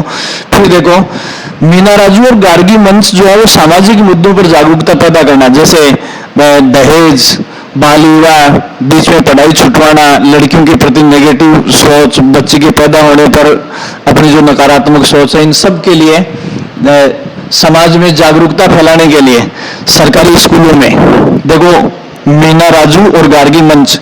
तो मीना राजू मंच है वो तो बनाए जाएंगे कक्षा 6 से 8 तक। तो देखो, ये सवाल कक्षा 6 से 8 में पढ़ने वाली बालिकाओं को शामिल कर उच्च प्राथमिक विद्यालयों में मीना राजू मंच गठित किए जाएंगे। तो देखो, 6वीं से 8वीं तक जो बच्चियों के प्रति सामाजिक बुराइयां हैं उनको दूर करने के लिए मीना राजू 8वीं तक या प्राथमिक स्तर पर। गार्गी मंच जो है वो सेकेंडरी और सीनियर सेकेंडरी 9वीं से 12वीं में पढ़ने वाली बालिकाओं को शामिल करके कौन से मंच बनाए जाएंगे? गार्गी मंच बनाए जाएंगे। तो मीना राजू का संबंध 8वीं तक से है और गार्गी का संबंध किससे है? 9वीं से 12वीं तक है। तो देखो मीना राजू एवं गार्गी मंच का गठन एवं संचालन जेंडर संवेदीकरण पर के संवेदीकरण ये पर आगे आएगा, विषय पर आधारित है। तो देखो जो लैंगिक विषमता है या लैंगिक संवेदनाएं हैं उन पर आधारित कार्यक्रम है। तो बच्चों के प्रति जितनी भी नेगेटिविटी है उनके प्रति जागरूकता फैलाने के लिए सरकार जो स्कूल हैं, सरकारी स्कूल हैं, इन सरकारी स्कूलों में क्या किया जाएगा? ये मंच बनाए जाएंगे।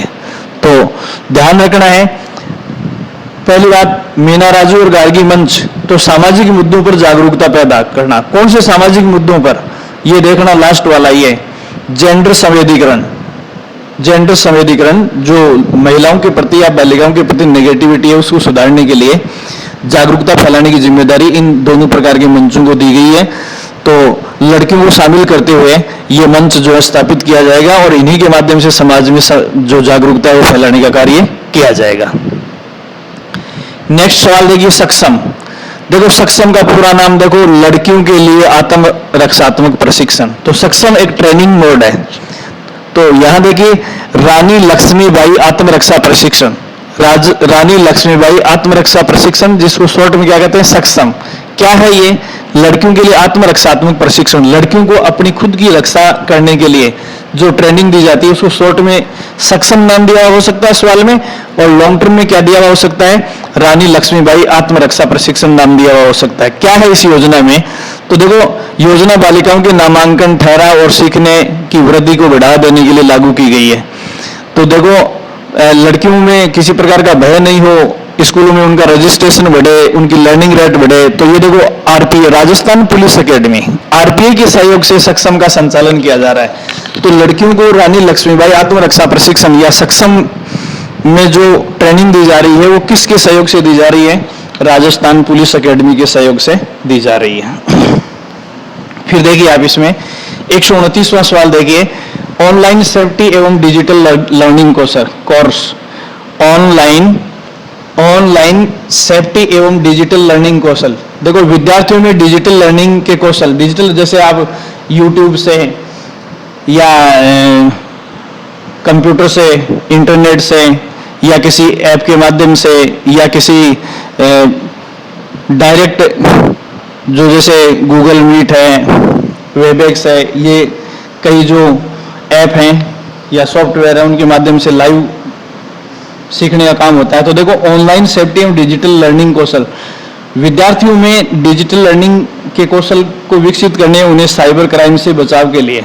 तो देखो ये इनमें क्राइम की संभावना रहती है। तो देखो हम साइबर क्राइम से कैसे बच सकते हैं, इस संबंध में हमें डिजिटल लिटरेसी जो है वो दी जाएगी। तो इसका संबंध सीधा सा ये है कि ऑनलाइन सेफ्टी एवं डिजिटल लर्निंग कौशल। तो हम ऑनलाइन कैसे सीख सकते हैं और अपने साथ होने वाले फ्रॉड से कैसे बच सकते हैं, ये इसका उद्देश्य है। जेंडर ऑडिट, देखो ऑडिट का हिंदी में कहते हैं अंकेक्षण। ऑडिट को हिंदी में क्या कहते हैं? ऑडिट को हिंदी में कहते हैं अंकेक्षण। सॉरी ऐसे लिखेंगे इसको, अंकेक्षण। ऑडिट को हिंदी में अपन क्या कहते हैं? अंकेक्षण। तो देखो जेंडर ऑडिट, लैंगिक अंकेक्षण। तो राज्य में 6 महत्वाकांक्षी जिले हैं, 12 धौलपुर, करौली, सिरोही और जैसलमेर, एवं अधिक जेंडर गैप वाले जिनमें लिंगानुपात का अंतर बहुत ज्यादा है। उनमें जैसे अलवर, भरतपुर, बाड़मेर, जालोर, झालावाड़, जोधपुर में बालिकाओं की। अब सीधी सी बात यह है कि देखो जेंडर ऑडिट जो की जा रही है, जेंडर ऑडिट करने का उद्देश्य ये है बालिकाओं की शिक्षा, स्कूलों में उनका ठहराव और नामांकन को 100% करने के लिए। जेंडर ऑडिट का उद्देश्य है बालिकाओं की शिक्षा को बढ़ावा देंगे, विद्यालयों में उनके ठहराव को बढ़ाएंगे और उनका 100% नामांकन विद्यालयों में सुनिश्चित करने के लिए। ठीक है, ये योजना जारी की गई है या कार्यशालाएं की जा रही है। मॉडल विद्यालय, देखो राज्य के 186 आर्थिक दृष्टि से पिछड़े क्षेत्रों में बहुत बड़ा सवाल है, बहुत बड़ा सवाल है। देखो मॉडल विद्यालय का मतलब है स्वामी विवेकानंद राजकीय मॉडल विद्यालय। देखो स्वामी विवेकानंद राजकीय मॉडल विद्यालय को ही शॉर्ट में क्या लिखा होता है? मॉडल विद्यालय। अभी राजस्थान में कितने स्वामी विवेकानंद मॉडल विद्यालय हैं? 134 स्वामी विवेकानंद मॉडल विद्यालय हैं। और इन 134 स्वामी विवेकानंद मॉडल विद्यालयों को कौन से क्षेत्रों में? आर्थिक दृष्टि से पिछड़े हुए क्षेत्रों में स्थापित किया गया है। अभी 33 में से 27 जिले ऐसे हैं जहां स्वामी विवेकानंद मॉडल स्कूल स्थापित किए गए हैं। तो यहाँ 134 ब्लॉक में ब्लॉक वाइज एक एक स्वामी विवेकानंद मॉडल स्कूल। तो यहाँ ये बात ध्यान में रखना है, मॉडल स्कूल या स्वामी विवेकानंद राजकीय मॉडल स्कूलों की स्थापना आर्थिक पिछड़े क्षेत्रों में की जा रही है। टारगेट हमारा है 186 ब्लॉक में स्थापित करने का, लेकिन अभी तक कितने स्थापित कर पाए हैं? 134 मॉडल स्कूल स्थापित कर पाए हैं। फिर नेक्स्ट देखिए आप इसमें 132 का सवाल, स्कूल प्रबंधन सूचना प्रणाली एकीकृत शाला दर्पण। देखो ये शाला दर्पण शब्द बहुचर्चित है। तो शाला दर्पण स्कूल शिक्षा विभाग राजस्थान का एक लाइव डेटाबेस प्रबंधन पोर्टल है। लाइव डेटाबेस प्रबंधन पोर्टल का मतलब है कि शाला दर्पण पर सरकारी सारे डाटा जो है स्कूल से संबंधित कंप्लीट हैं, जिसमें अपन एडिटिंग कर सकते हैं, टीचर्स अपने रिजल्ट्स वगैरह सब शो करते हैं। हर टीचर या जैसे कि शाला दर्पण के ऊपर अपन राजस्थान के किसी भी सरकारी स्कूल का कोई भी डाटा या किसी भी विद्यालय का कोई भी डाटा देखना चाहते हैं, किसी विद्यालय में कितने टीचर हैं, कितने वैकेंट हैं, किस टीचर का किस वर्ष क्या रिजल्ट रहा, 10वीं का रिजल्ट क्या रहा, स्कूल में नए एडमिशन की संख्या क्या है, छोड़कर जाने वाले बच्चों की संख्या क्या है, ये सारी चीजें हमें किस पर मिलेंगी? शाला दर्पण पर मिलेंगी। तो देखो ये लाइव डेटाबेस प्रबंधन पोर्टल, लाइव डेटाबेस प्रबंधन पोर्टल का मतलब है कि हर चीज को इस पर अपडेट किया जाएगा। तो देखो सरकारी स्कूलों और शिक्षा कार्यालयों की जानकारी ऑनलाइन है ये। इसमें देखो सभी सरकारी विद्यालय, प्राइवेट की नहीं, सभी सरकारी विद्यालयों की पूरी और शिक्षा विभाग के सभी कार्यालयों की जानकारी ऑनलाइन है। इसीलिए इसको क्या बोला है? लाइव डेटाबेस प्रबंध पोर्टल बोला है। और नियमित रूप से इसको अपडेट किया जाता है। हर जानकारी को इसके ऊपर प्रतिदिन अपडेट किया जाएगा सरकारी स्कूल और शिक्षा विभाग की ओर से। तो ये स्कूल प्रबंधन सूचना प्रणाली एकीकृत शाला दर्पण, समझ गए होंगे आप, इसको इंपॉर्टेंट सवाल है ये, और टीचर्स की भर्ती के लिए तो और भी इंपॉर्टेंट है। देखो ये शाला दर्पण है, ये शाला दर्पण है और ये शाला सिद्धि है। ये शाला सिद्धि, तो शाला दर्पण, दर्पण का मतलब है कि दर्पण के सामने अपन खड़े होते हैं तो उसमें अपनी लाइव इमेज दिखती है, वर्तमान स्वरूप दिखता है। तो स्कूलों का और शिक्षा विभाग का लाइव होलिया जो है वो किस पर दिखेगा? शाला दर्पण पर। और शाला सिद्धि, शाला सिद्धि में देखो स्कूल मानक एवं मूल्यांकन कार्यक्रम, राष्ट्रीय स्कूल मानक एवं मूल्यांकन कार्यक्रम प्रारंभिक माध्यमिक स्तर पर विद्यालय सुधार हेतु। तो देखो शाला सिद्धि जो है वो एक मूल्यांकन कार्यक्रम है। शाला सिद्धि क्या है? एक मूल्यांकन कार्यक्रम है जो राष्ट्रीय स्तर पर संचालित किया जा रहा है। कौन से विद्यालयों में? प्राथमिक विद्यालयों में भी है और माध्यमिक विद्यालयों में भी है। ठीक है, मूल्यांकन व्यवस्था को स्थायी बनाने की पहल है। तो मूल्यांकन व्यवस्था को स्थायित्व प्रदान करने के लिए क्या शुरू किया गया? तो शाला सिद्धि का संबंध स्कूलों के भीतर मूल्यांकन से या विद्यालय स्तर पर स्थायी मूल्यांकन प्रणाली को विकसित करना है। ये राज्य के राजकीय विद्यालयों में, ये भी देखो केवल सरकारी स्कूलों में सतत सुधार का एक प्रयास है। तो शाला सिद्धि स्कूल मानक एवं मूल्यांकन कार्यक्रम है। ठीक है, तो ये शाला सिद्धि जो है इसका संबंध किससे है? मूल्यांकन से है, यह एक मूल्यांकन कार्यक्रम है। फिर देखो शिक्षक प्रदर्शन मूल्यांकन कार्यक्रम, देखो शिक्षक प्रदर्शन मूल्यांकन कार्यक्रम, ये शिक्षक के मूल्यांकन की बात है। तो शिक्षा प्रणाली में गुणवत्ता सुधार के लिए शिक्षक प्रदर्शन मूल्यांकन कार्यक्रम शुरू किया गया है। तो देखो ये ध्यान रखना, शिक्षक प्रदर्शन मूल्यांकन कार्यक्रम का संबंध किससे? शिक्षा प्रणाली में गुणवत्ता या गुणात्मक सुधार से। तो शिक्षक प्रदर्शन मूल्यांकन कार्यक्रम, इसमें शिक्षकों का इवैल्यूएशन किया जाएगा, मूल्यांकन किया जाएगा। 135 देखिए उपचारात्मक शिक्षण। तो सीधा सा उपचारात्मक शिक्षण जो है वो सरकारी स्कूलों में कौन से बच्चों के लिए शुरू किया गया है? कक्षा 9 से 12 तक के बच्चों के लिए शुरू किया गया है। ये 60 घंटे का उपचारात्मक शिक्षण है। कक्षा 9 तक के बच्चों को 60 घंटे का उपचारात्मक शिक्षण का मतलब है कि कोर्स करवाने के बाद उनमें क्या कमी रह गई है या जो भी कमी रह गई है उस कमी को दूर करने के लिए 60 घंटे का जो उपचारात्मक शिक्षण है वो इन स्टूडेंट्स को जो कक्षा 9 से 12 तक अध्ययन कर रहे हैं उनको दिया जाएगा। तो उपचारात्मक शिक्षण कौन से बच्चों के लिए? कक्षा 9 से 12 केवल राजकीय विद्यालयों में। क्यों? उनमें अधिगम सुधार के लिए कितनी अवधि तक ये रेमेडियल टीचिंग की जाएगी? 60 घंटे की अवधि तक ये रेमेडियल टीचिंग की जाएगी, उपचारात्मक शिक्षण दिया जाएगा। फिर देखो 136वां सवाल, strengthening teaching learning and result for states. ये स्टार्ट का पूरा नाम है। देखो कई बार सवाल इन्वर्टेड कोमा में सीधा स्टार्स लिख देते हैं। क्या लिख देते हैं? Stars. Strengthening teaching learning and result for states stars योजना। तो देखो ये पहली बात तो ये बहुत बड़ा सवाल है। स्टार्स योजना का संचालन जो है वो विश्व बैंक की मदद से हो रहा है। हमारे राजस्थान के सरकारी स्कूलों में शिक्षा की गुणवत्ता और प्रशासन में सुधार के लिए, स्कूली प्रशासन में सुधार के लिए और शिक्षा की गुणवत्ता को बढ़ाने के लिए स्टार्स कार्यक्रम संचालित किया जा रहा है, जिसका पूरा नाम है strengthening teaching learning and result for states योजना। और इस योजना का उद्देश्य है शिक्षा प्रणाली में गुणात्मक सुधार और शिक्षा से संबंधित प्रशासनिक व्यवस्था में सुधार को लागू करना, ये इसका मुख्य उद्देश्य है। सवाल बहुत बड़ा है, स्टार्स किसकी मदद से संचालित किया जा रहा है? वर्ल्ड बैंक की मदद से संचालित किया जा रहा है। स्टार्स किसकी मदद से संचालित किया जा रहा है? विश्व बैंक की मदद से संचालित किया जा रहा है। फिर सवाल नंबर 137 देखिए, राज्य मॉडल संदर्भ कक्ष। देखिए वर्ड के ऊपर गौर कीजिए, राज्य मॉडल संदर्भ कक्ष। ये समग्र शिक्षा अभियान के अंतर्गत राजस्थान में 2 मॉडल संदर्भ कक्ष। तो देखो ये अभी जो समग्र शिक्षा अभियान चल रहा है, पहली बात समग्र शिक्षा अभियान के तहत राजस्थान में कितने मॉडल कक्ष स्थापित किए जा रहे हैं? 2 मॉडल संदर्भ कक्ष स्थापित किए जाएंगे। कहां कहां? एक जयपुर में, दूसरा उदयपुर में। बस देखो राज्य मॉडल संदर्भ कक्ष एक जयपुर में और एक उदयपुर में समग्र शिक्षा अभियान के तहत स्थापित किया जाएगा। ठीक है, क्या है इसका उद्देश्य? तो देखो इसमें योग्य पुनर्वास विशेषज्ञ द्वारा विशेष आवश्यकता वाले बच्चों को, ये देखो विशेष आवश्यकता वाले बच्चों को शैक्षणिक एवं चिकित्सकीय सेवाएं दी जाएंगी। देखो अगर किसी बच्चे को विशेष शैक्षणिक सुविधा की जरूरत है, जैसे कुछ बच्चे स्लो लर्नर होते हैं, तो स्लो लर्नर्स की अगर किसी विशेष व्यवस्था की जरूरत है, या कुछ बच्चे स्कूलों में नियमित बीमार से रहते हैं तो उनको चिकित्सकीय परामर्श की आवश्यकता होती है।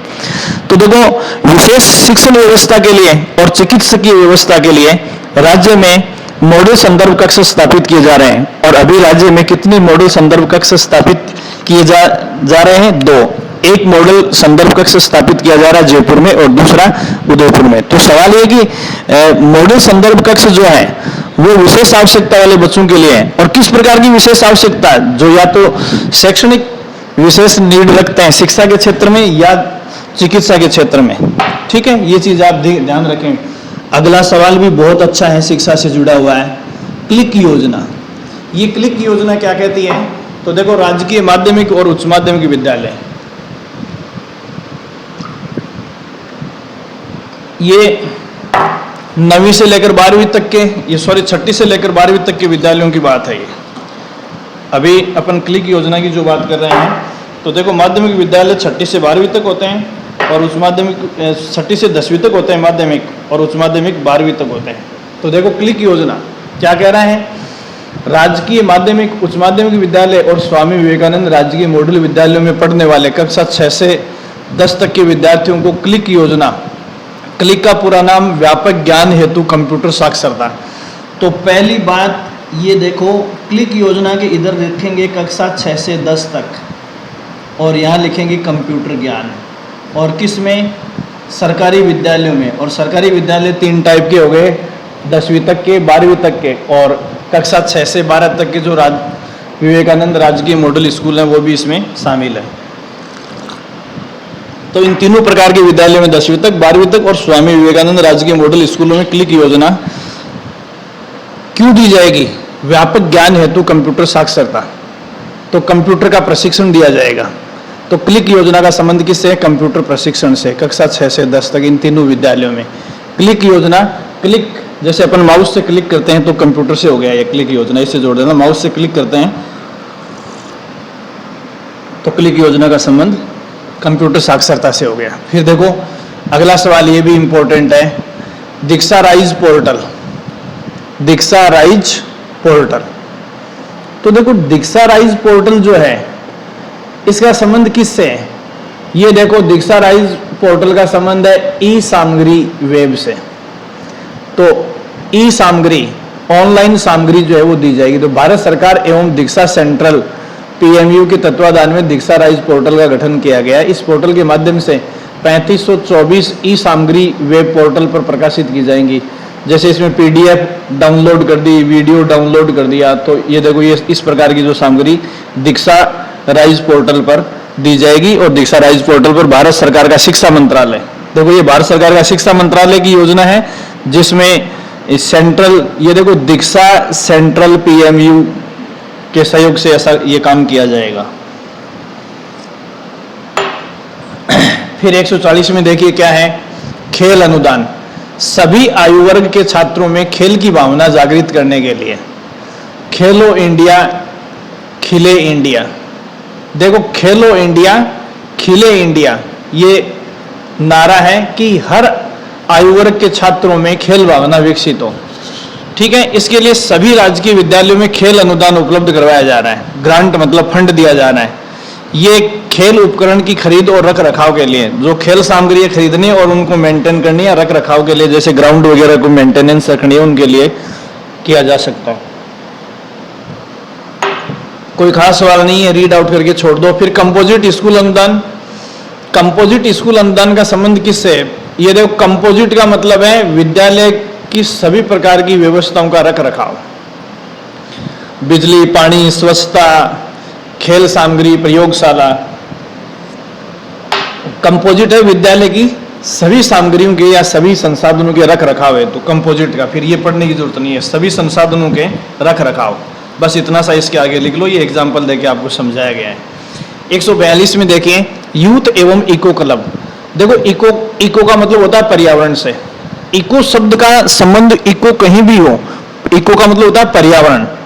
तो देखो यूथ एवं इको क्लब, तो देखो छात्रों में जीवन कौशल विकसित करने एवं उन्हें पर्यावरण से जुड़ाव की क्षमता प्रदान करने के लिए कि जीवन कौशल विकसित हो और पर्यावरण जुड़ाव। देखो यूथ का मतलब हो गया जीवन कौशल से, जीने की शैली से, और इको का मतलब हो गया पर्यावरण से। इन दोनों संबंध में इनकी क्षमता विकसित करने के लिए विद्यालयों में यूथ एवं इको क्लब स्थापित किए जा रहे हैं। तो यूथ एवं इको क्लब स्थापित करने का उद्देश्य जीवन कौशल विकसित करना और पर्यावरण से जुड़ाव की क्षमता विकसित करना। ये दोनों बातें हैं, यूथ का जीवन शैली से है और इको का पर्यावरण से संबंध है। ये आप ध्यान रखेंगे, फिर कोई दिक्कत नहीं रहेगी।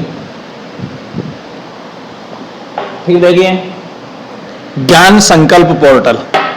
तो देखो सरकारी स्कूलों को वित्तीय सहायता प्रदान करने और बुनियादी मजबूत करने, बुनियादी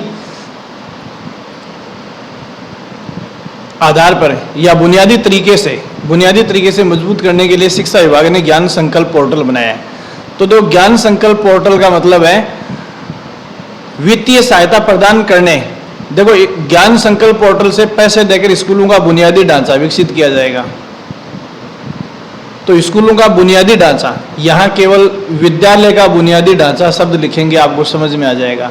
तो विद्यालय का बुनियादी ढांचा, तो ज्ञान संकल्प पोर्टल का मतलब ज्ञान बांटना नहीं है, विद्यालय का समग्र बुनियादी ढांचा विकसित करना इसका उद्देश्य है। फिर देखिए 44 नंबर का सवाल, 144 नंबर का सवाल क्या कहता है, नव भारत साक्षरता कार्यक्रम। ये देखिए बहुत बड़ा सवाल है, बहुत बड़ा सवाल है।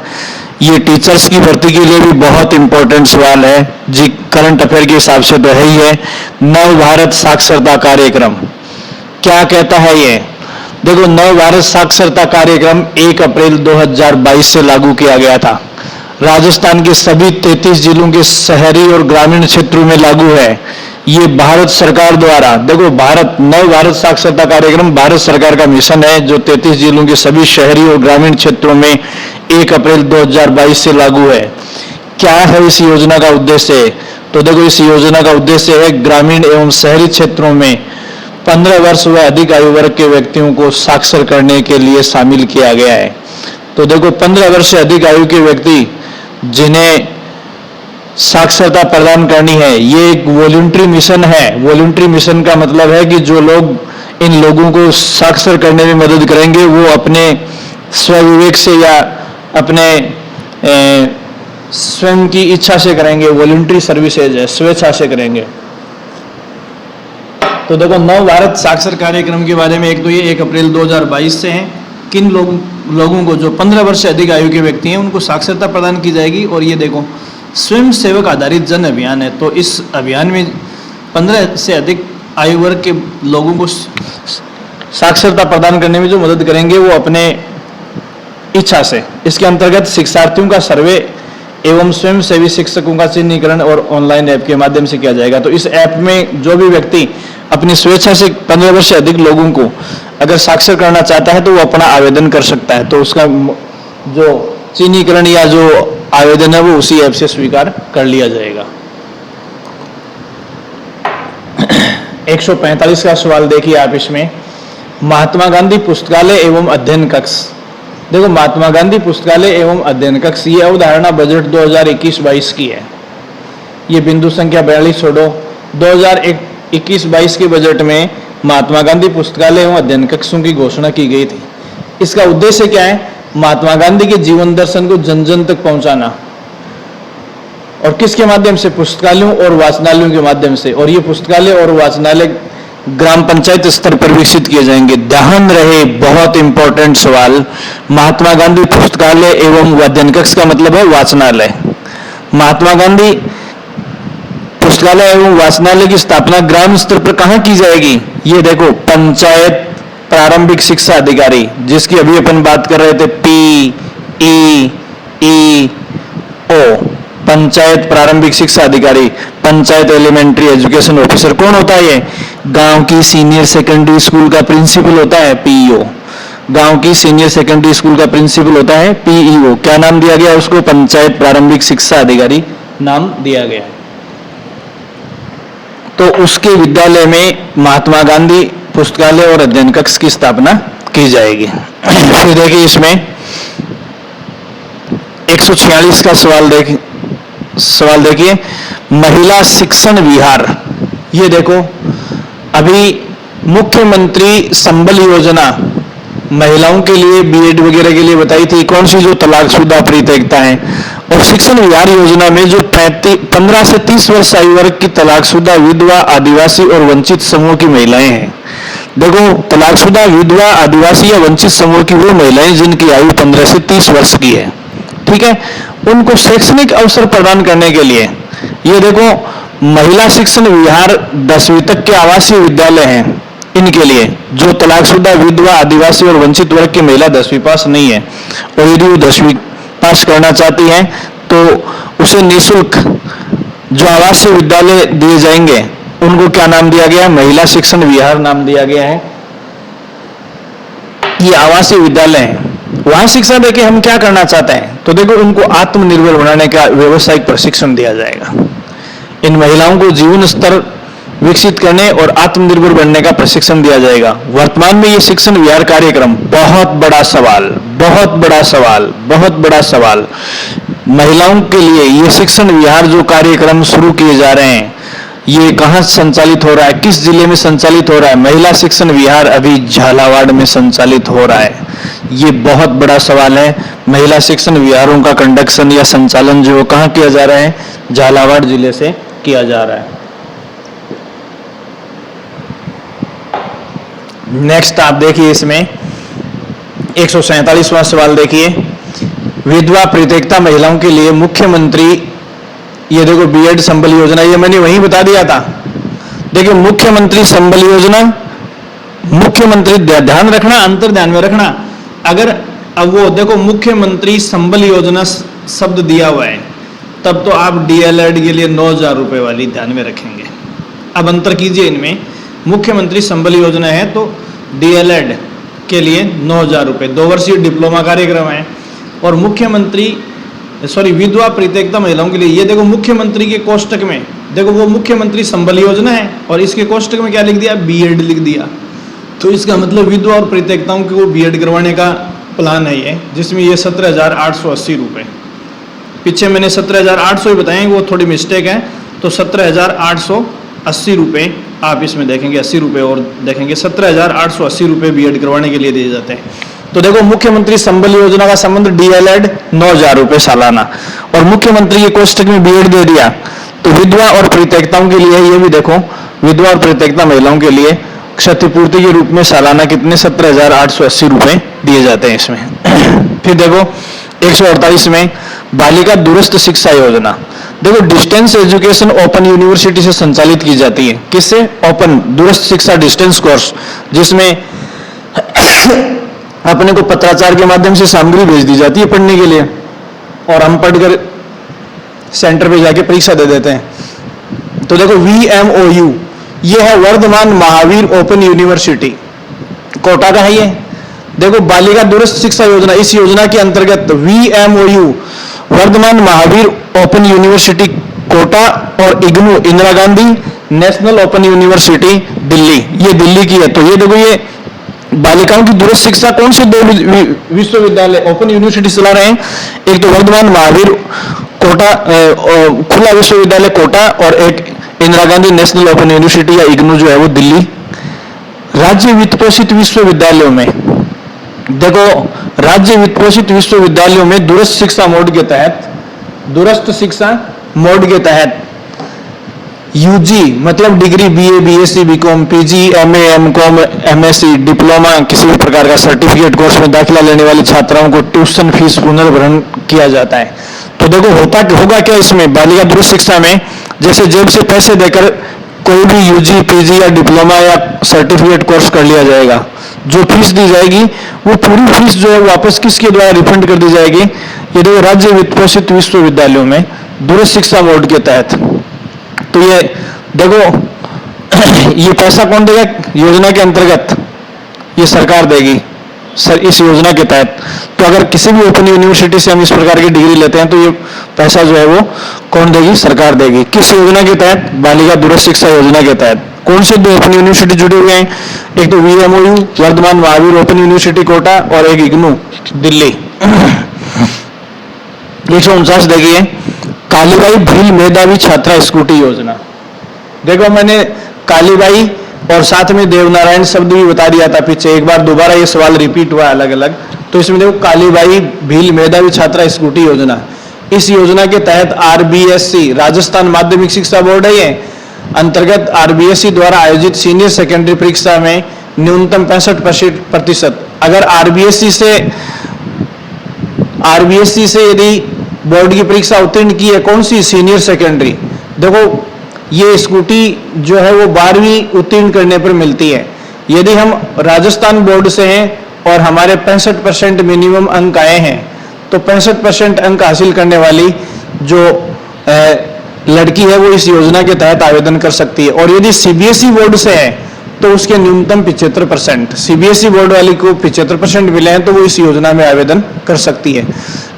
तो देखो मिनिमम ये परसेंट, और जो लड़की इस कालीबाई भील मेधावी छात्रा स्कूटी योजना के तहत आवेदन कर रही है उसके परिवार की अधिकतम आय कितनी होनी चाहिए? वार्षिक आय 2.5 लाख रुपए होनी चाहिए। ठीक है। फिर दूसरा देखिए, यहां देवनारायण छात्रा स्कूटी प्रोत्साहन योजना, इसमें देखो इस योजना के तहत जो पात्र हैं, तो देखो राजस्थान के अति पिछड़े वर्ग MBC, अति पिछड़े वर्ग जिसमें गुर्जर वगैरह आते हैं, बालिकाएं जिन्होंने RBSC और CBSE द्वारा आयोजित उच्च माध्यमिक विद्यालय में 50% या अधिक अंक उत्तीर्ण किए हैं। तो देखो ये ध्यान रखना, यहाँ ये 50% वाली लड़कियां भी अप्लाई कर सकती हैं। हालांकि मिलेंगी ये ऊपर मेरिट के हिसाब से, जैसे मान लो कि इन दोनों योजनाओं में 30,000 स्कूटी देनी है तो ऊपर से टॉप मेरिट से लेके आएंगे तो कट ऑफ जा रहेगी वहां तक ही दिया जाएगा, लेकिन आवेदन करने के लिए तो देखो कालीबाई मेधावी छात्रा स्कूटी योजना में तो 65 और 75 है, और बाकी इसमें 50% जिन लड़कियों के अंक आए वो आवेदन कर सकती है। मैंने पिछले एक वीडियो में बताया था कि इन दोनों योजनाओं में कुल मिलाकर कितने 30,000 स्कूटी इस बजट में जो है वो बालिकाओं को दी जाएंगी। नेक्स्ट वाला आप इसमें देखिए, Rajiv Gandhi scholarship for academic excellence योजना, ये भी मैं आपको बता चुका हूं क्या है।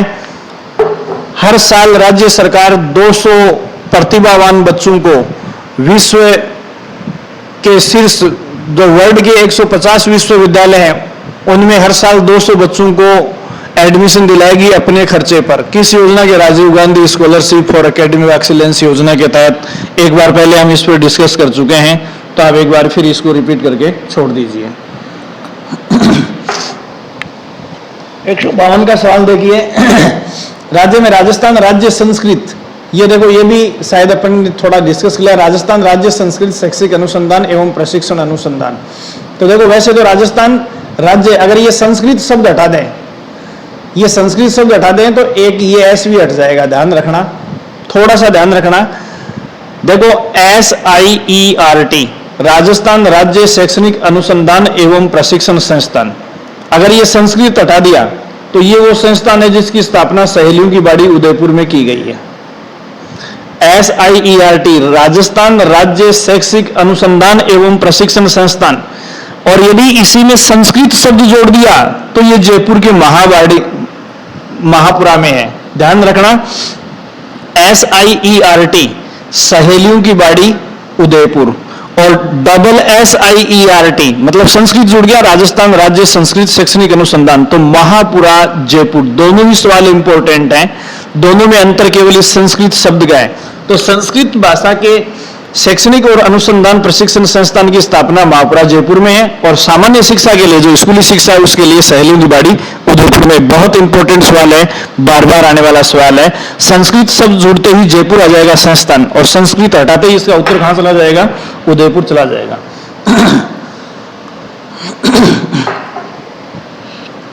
फिर देखिए, राज्य में 30 नवंबर 2022 तक 30 मेडिकल कॉलेज हैं। देखो अभी राजस्थान में कितने मेडिकल कॉलेज हैं? टोटल 30 मेडिकल कॉलेज हैं, ध्यान रखना, इंपॉर्टेंट सवाल है। जिनमें से 6 सरकारी मेडिकल कॉलेज हैं। तो राजस्थान में सरकारी मेडिकल कॉलेज कितने हैं? 6 कॉलेज हैं, बाकी ये छोड़ दो। टोटल मेडिकल कॉलेज 30, तो 24 प्राइवेट मेडिकल कॉलेज हो गए, 6 सरकारी हो गए, ठीक है। राज्य में केंद्र प्रवर्तित योजना के प्रथम चरण में स्वीकृत 7 चिकित्सा महाविद्यालय। तो अब देखो इन 30 में से 7 सेंट्रल गवर्नमेंट के हैं, टोटल 30 है। 30 में से 6 राज्य सरकार के हैं और 7 किसके हैं? 7 ये केंद्र द्वारा संचालित है। इसमें देखो भरतपुर, बाड़मेर, भीलवाड़ा, चूरू, पाली, डूंगरपुर और सीकर, 7 केंद्र प्रवर्तित योजनाओं से। फिर देखो निरोगी राजस्थान अभियान, देखिए तो राजस्थान के समस्त नागरिकों को स्वास्थ्य समस्याओं और उनकी रोकथाम के लिए, तो देखो इसका उद्देश्य है राजस्थान के सभी नागरिकों को स्वास्थ्य संबंधी समस्याओं का समाधान कराने के लिए निरोगी राजस्थान अभियान कब शुरू किया गया है? 18 दिसंबर 2019 को शुरू किया गया है। अब देखो ये सारी चीजें नीचे वाली रटने की नहीं है। देखो समस्त नागरिकों को स्वास्थ्य संबंधी सारी समस्याओं की रोकथाम के लिए, इसका मतलब एक डिटेल अकाउंट आपको मिलेगा। तो थोड़ा सा एक ट्रैक दिया है कि इस अभियान में क्या क्या किया जाएगा, कौन कौन सी गतिविधियां आती हैं। तो देखो परिवार नियंत्रण, जैसे परिवार नियोजन के साधनों वगैरह से संबंधित समस्याओं का समाधान, वृद्धावस्था की स्वास्थ्य समस्याएं, बुढ़ापे की, महिलाओं की एनीमिया, कुष्ठ रोग, स्तन कैंसर है, बच्चेदानी की कैंसर है, माहवारी है, या फिर मौसमी संचारी रोग हैं, किशोरावस्था में जो बच्चियों में एनीमिया, कुपोषण, मोटापा जैसी बीमारियां होती हैं, असंचारी रोगों में जैसे जीवन शैली की वजह से मोटापा, डायबिटीज, रक्तचाप, मनोरोग, हृदय रोग, पक्षाघात लकवा को कहते हैं, कैंसर, फेफड़े से संबंधित रोग, टीकाकरण एवं वयस्क टीकाकरण, सभी प्रकार के इंजेक्शन जो वैक्सीन या टीके लगते हैं, ड्रग की लत या शराब, तंबाकू आदि की लत छुटवाने के लिए, खाद्य में मिलावट संबंधी और प्रदूषण संबंधी, ये सारी जानकारी और इनसे संबंधित सभी समस्याओं का समाधान हेतु निरोगी राजस्थान अभियान शुरू किया गया है 18 दिसंबर 2019 को। ये डेट इंपॉर्टेंट है। और देखो सभी प्रकार की स्वास्थ्य संबंधी समस्याओं और उनकी रोकथाम से संबंधित व्यवस्थाएं इसमें है। फिर देखिए सवाल नंबर 155, देखिए राज्य की प्रत्येक राजस्व ग्राम, देखो ग्राम कई प्रकार के होते हैं। राजस्व ग्राम का मतलब है जो पटवारी के अधीन है। तो एक ग्राम पंचायत में एक से ज्यादा राजस्व ग्राम भी हो सकते हैं। तो राज्य के प्रत्येक राजस्व ग्राम एवं शहरी वार्ड में एक स्वास्थ्य मित्र, तो देखो स्वास्थ्य मित्र कहाँ अपॉइंट किए जाएंगे? प्रत्येक राजस्व ग्राम में और शहर के प्रत्येक वार्ड में, हर राजस्व ग्राम में। और तो देखो ग्राम पंचायत में नहीं है, राजस्व ग्राम में है स्वास्थ्य मित्र। तो प्रत्येक राजस्व ग्राम में और शहर के प्रत्येक वार्ड में एक स्वास्थ्य मित्र, महिला और पुरुष कोई भी हो सकता है, का चयन कर उसे प्रशिक्षण दिया जाएगा। और देखो स्वास्थ्य मित्र क्या करेंगे? तो राजस्थान सरकार की आम आदमी को स्वास्थ्य सुविधाएं बहाल करवाने की जो योजना है वो है चिरंजीवी स्वास्थ्य बीमा योजना। तो इस चिरंजीवी स्वास्थ्य शिविरों में भाग लेंगे और जनता को स्वास्थ्य के प्रति जागरूक करेंगे। तो देखो स्वास्थ्य मित्र कौन से शिविर आयोजित करेंगे? चिरंजीवी स्वास्थ्य शिविर आयोजित करेंगे। और जनता को स्वास्थ्य के प्रति क्या करेंगे, जागरूक करेंगे। तो ये ध्यान रखना। तो स्वास्थ्य मित्र प्रत्येक राजस्व ग्राम में, ग्राम पंचायत नहीं होगा, ये ध्यान रखना, और शहर के प्रत्येक वार्ड में एक एक होंगे और चिरंजीवी स्वास्थ्य शिविरों का आयोजन करके स्वास्थ्य के प्रति जनता को क्या करेंगे, वो जागरूक बनाएंगे। फिर देखिए 56 का सवाल, 156 का, राज्य के शहरी गरीब और कमजोर तबके के नागरिकों को उच्च गुणवत्ता वाली प्राथमिक स्वास्थ्य सेवाएं उपलब्ध कराने के लिए स्लम क्षेत्रों एवं सघन बस्तियों के पास जनता क्लिनिक। देखो जनता क्लिनिक का संबंध किससे है, जो स्लम गंदी बस्तियां हैं या सघन बस्तियां हैं, बहुत जैसे सघन कंजेस्टेड इलाके हैं या कच्ची बस्तियां हैं, उन कच्ची बस्तियों में प्राथमिक स्वास्थ्य सेवाएं देने के लिए जनता क्लिनिक खोले जा रहे हैं। कितने जनता क्लिनिक, अभी राजस्थान में 25 जनता क्लिनिक खोले जा चुके हैं। तो जनता क्लिनिक जो है वो या तो स्लम बस्तियों में, कच्ची बस्तियों में या गंदी बस्तियों में, या सघन बस्ती का मतलब जो कंजेस्टेड है, एकदम बहुत ही कम क्षेत्र में बहुत सारे लोग रह रहे हैं, तो ऐसी बस्तियों में कौन से क्लिनिक खोले जाएंगे, जनता क्लिनिक। क्या देंगे वो, प्राथमिक स्वास्थ्य सेवाएं प्रदान करवाई जाएंगी। ठीक है, तो ये कंजेस्टेड, देखो स्लम बस्तियां और सघन बस्तियां कहां होती हैं, शहरों में होती हैं, गांव में नहीं होती हैं। तो ये केवल शहरी क्षेत्रों के नागरिकों के लिए जनता क्लिनिक खोले जाएंगे। फिर राजस्थान निःशुल्क निरोगी राजस्थान योजना, देखिए इसमें और उसमें फर्क है। देखो ये योजना है और ऊपर वाला देखिए ये निरोगी अभियान है। तो अभियान का मतलब मिशन है, मिशन में सीधी सी बात है कि बहुत सारी गतिविधियां हैं, और योजना में क्या है, तो देखो मुख्यमंत्री निःशुल्क निरोगी राजस्थान, यह अभियान नहीं है, योजना है 1 मई 2022 से, और वो कब से है, 2019 से, दोनों को एक साथ अटैच करेंगे। देखिए यदि आपसे ये पूछा जाता है, सवाल ये पूछा जाता है कि ये निरोगी राजस्थान अभियान, तो यहां इसके साथ फिर रिपीट करेंगे इसको, निरोगी राजस्थान अभियान 2019 का है। और मुख्यमंत्री निःशुल्क निरोगी राजस्थान योजना, तो इस अभियान के बाद में ये योजना 1 मई 2022 को शुरू की गई है। क्या है इसमें, मुख्यमंत्री निःशुल्क दवा एवं मुख्यमंत्री निःशुल्क जांच योजना के विस्तार के रूप में शुरू की गई है।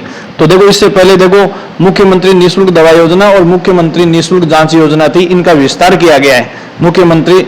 तो निरोगी राजस्थान अभियान योजना जो है वो इस मिशन के बाद में शुरू करनी पड़ी है।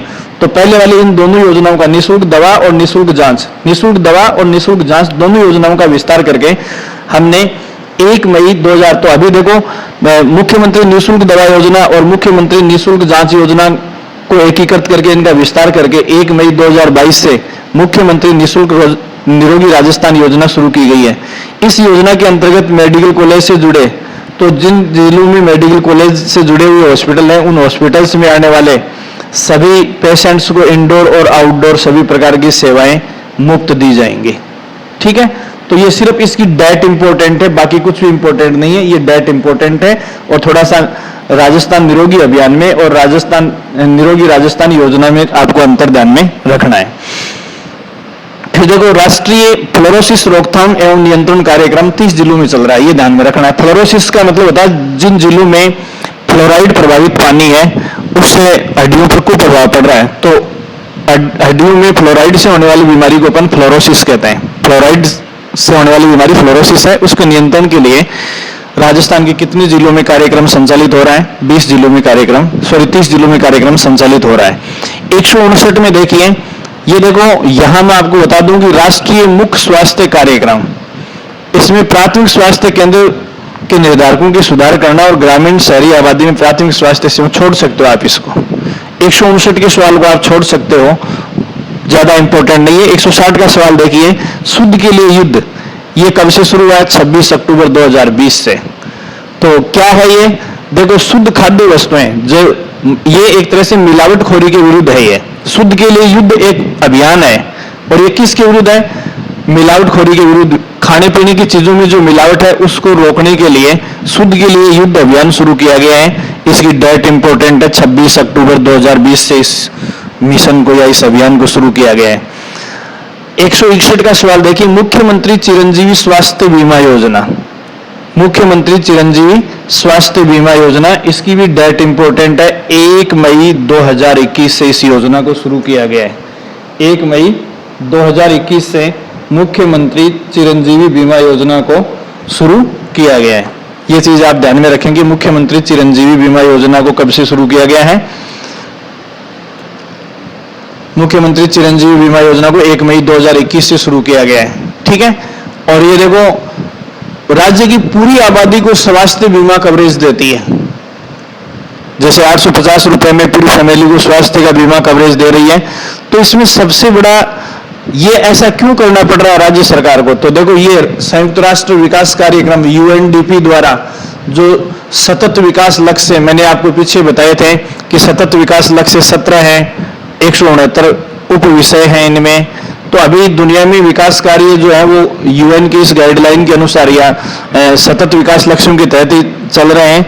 तो देखो संयुक्त राष्ट्र संघ विकास कार्यक्रम जो है उसके जो मानक है उन मानकों को पूरा करने के लिए मुख्यमंत्री चिरंजीवी स्वास्थ्य बीमा योजना लागू की गई है। उनमें दिया गया कि हर देखो ये देखो सार्वभौमिक स्वास्थ्य देखभाल, हर आदमी को स्वास्थ्य का अधिकार होना चाहिए। इसलिए राजस्थान सरकार ने ये डेट इंपॉर्टेंट है, 1 मई 2021 से मुख्यमंत्री चिरंजीवी स्वास्थ्य बीमा योजना शुरू की है, ठीक है। नेक्स्ट 162 का देखिए, वो तो है चिरंजीवी स्वास्थ्य बीमा योजना।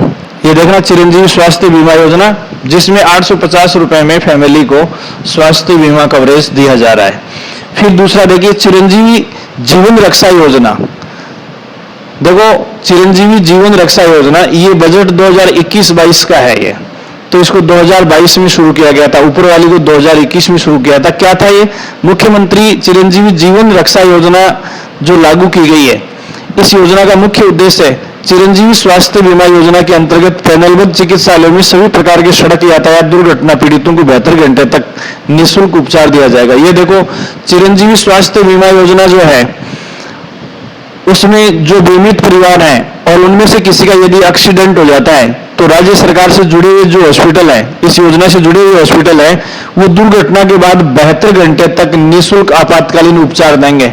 मतलब अगर कोई आदमी दुर्घटनाग्रस्त हो जाता है तो ऐसी सिचुएशन में राज्य सरकार को पोर्टल के ऊपर अप्लाई किए बिना 72 घंटे तक निःशुल्क आपातकालीन उपचार सेवाएं प्रदान करेंगे। जो चिकित्सालय में सभी प्रकार के सड़क यातायात दुर्घटना पीड़ितों को 72 घंटे तक निःशुल्क जो है उपचार दिया जाएगा। तो 72 घंटे तक निःशुल्क उपचार देने के लिए देखो चिरंजीवी बीमा योजना 850 रुपए का बीमा लिया है तो ही वो होगा। और यदि ऐसे है तो जीवन रक्षा योजना का मतलब है कि बिना किसी प्रकार की फॉर्मेलिटी के 72 घंटे तक चिरंजीवी बीमा योजना से जुड़े हुए व्यक्तियों को निःशुल्क उपचार दिया जाएगा बिना किसी फॉर्मेलिटी के। फिर 163 का सवाल देखिए, मुख्यमंत्री चिरंजीवी दुर्घटना बीमा योजना। ये देखो चिरंजीवी जीवन रक्षा योजना 72 घंटे तक, जीवन रक्षा लाइफ के लिए जरूरी है, 72 घंटे तक आपको निःशुल्क उपचार देना है। फिर इसमें देखो मुख्यमंत्री चिरंजीवी दुर्घटना बीमा योजना, तो ये 1 मई 2022 से शुरू की गई है। ये क्या है? इसमें स्वास्थ्य बीमा योजना में बीमित परिवारों को योजना में वर्णित 7 प्रकार की दुर्घटनाएं, कितने प्रकार की दुर्घटनाएं उसमें, ये देखो ये ऊपर वाली है एक तरह से, इसमें 7 प्रकार की दुर्घटनाएं, सड़क दुर्घटना, ऊंचाई से गिरना, मकान से टपकना, रासायनिक द्रव्य जैसे एसिड वगैरह गिरना है, पानी में डूबना है, जलना है, ये सब का बीमा किया जाता है, ठीक है। तो ये देखो मुख्यमंत्री चिरंजीवी दुर्घटना बीमा योजना, तो देखो ध्यान से देखना, मुख्यमंत्री बीमा योजना जो 1 मई 2021 से शुरू हुई है उसमें 850 रुपए से बीमा करवाया है तो हमें निःशुल्क दवाएं जो स्वास्थ्य कवरेज है वो मिलेगा।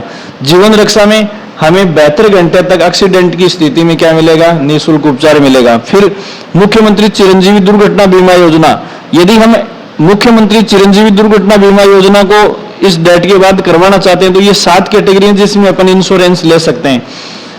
देखो इसमें ऊपर वाली में केवल इलाज करवाया जाएगा, चिरंजीवी जीवन रक्षा योजना में केवल निःशुल्क इलाज होगा। अगर इलाज के दौरान किसी प्रकार की डेथ हो गई तो किसी प्रकार की आर्थिक मदद नहीं होगी। इधर देखो अगर इन 7 में से किसी कैटेगरी का बीमा हमने ले रखा है तो देखिए मुख्यमंत्री स्वास्थ्य बीमा योजना के अंतर्गत आने वाले बीमित परिवारों को देखो ये फैसिलिटी, ये जीवन रक्षा है।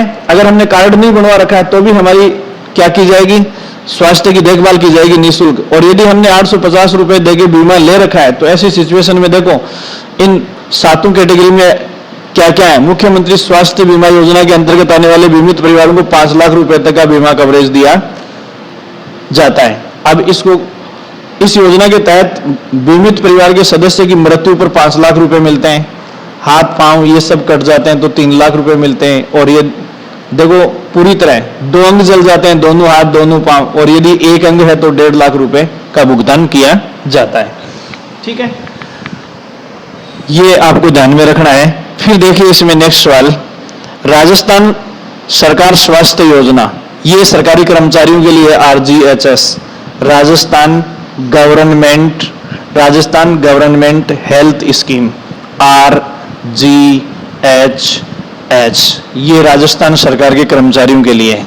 तो देखो RGSS की तर्ज पर जनप्रतिनिधि, कर्मचारी, पेंशनर, देखो इसमें नेता भी हैं, कर्मचारी भी हैं और पेंशनर भी हैं। ये ध्यान रखना, RGHS के कवरेज में जनप्रतिनिधि में सारे नेता हैं, सारे कर्मचारी हैं और सारे पेंशन भोगी राजस्थान के कर्मचारी हैं।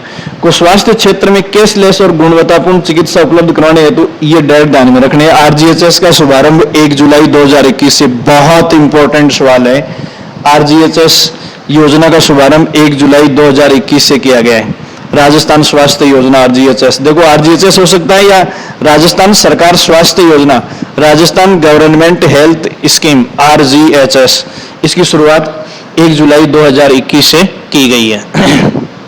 ठीक है, 1 जनवरी 2004, अब देखो इसमें कौन से लोगों को, तो देखो 1 जनवरी 2004 और उसके बाद नियुक्त सरकारी कर्मचारी, पहले वालों के लिए नहीं है। 1 जनवरी 2004 के बाद जिन सरकारी कर्मचारियों का अपॉइंटमेंट है वो इस कैशलेस योजना के पात्र हैं, सभी नेता हैं और सभी पेंशन भोगी कर्मचारी हैं। फिर देखिए अगला सवाल, 8वें अंतर्राष्ट्रीय योग दिवस, देखो योग दिवस 21 जून को आता है और योग दिवस जो हम कब से मना रहे हैं, 2022 में हम 8वां बना रहे हैं, तो 15, 16, 17, 18, 19, 20, 21, 22। तो देखो पहला योग दिवस जो हमने 21 जून 2015 को मनाया था, प्रथम अंतर्राष्ट्रीय योग दिवस 2015 को मनाया था और 2022 में हमने 8वां योग दिवस मनाया है। तो संपूर्ण राज्य में इसकी थीम क्या थी, तो इसकी थीम थी आजादी का अमृत महोत्सव। इस वर्ष 2022 के योग दिवस की थीम आजादी का अमृत महोत्सव थी। फिर अगला देखो निरोगी राजस्थान योजना के अंतर्गत रक्तअल्पता का मतलब होता है एनीमिया, खून की कमी, एनीमिया के अध्ययन हेतु पायलट प्रोजेक्ट तैयार कर। तो देखो ये ध्यान रखना, बहुत बड़ा सवाल है, राजस्थान निरोगी राजस्थान योजना के तहत एनीमिया का जो अध्ययन किया जा रहा है वो किस जिले में किया जा रहा है, एनीमिया या अरक्तता का मतलब है खून की कमी का अध्ययन जो है वो किस जिले में किया जा रहा है, भरतपुर में किया जा रहा है। तो एनीमिया का अध्ययन या रक्तअल्पता का अध्ययन जो है वो निरोगी राजस्थान अभियान के तहत भरतपुर में किया जा रहा है। बहुत बड़ा सवाल है, इंपॉर्टेंट सवाल है एग्जाम की दृष्टि से। फिर 167 का सवाल देखिए, अजमेर में राजस्थान राज्य आयुष, बहुत बड़ा सवाल है, राज्य आयुष अनुसंधान केंद्र, राज्य आयुष अनुसंधान केंद्र की स्थापना कहाँ की गई है, अजमेर में की गई है। बहुत इंपॉर्टेंट सवाल है, राजस्थान आयुष अनुसंधान केंद्र की स्थापना अजमेर में की गई है। आयुष अजमेर, आयुष अनुसंधान अजमेर, देखो आयुष अनुसंधान अजमेर, आयुष अनुसंधान अजमेर, आयुष तीनों में ए आ रहा है, आयुष अनुसंधान केंद्र अजमेर। फिर देखिए आयुष मिशन में क्या है, देखो आयुष मिशन में मैंने ये बताया था आयुर्वेद, होम्योपैथी, यूनानी, योग और प्राकृतिक, कितनी प्रकार की चिकित्सा प्रणालियां हैं, 5 प्रकार की। तो 5 प्रकार की चिकित्सा प्रणालियों से मिलकर जो आयुष केंद्र बने, इनका अनुसंधान केंद्र कहाँ बना है, अजमेर में।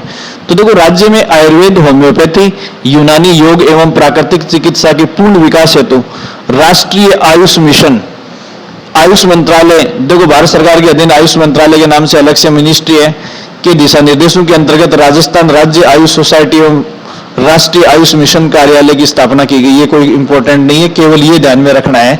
तो ये राज्य आयुष अनुसंधान केंद्र की स्थापना अजमेर में की गई है।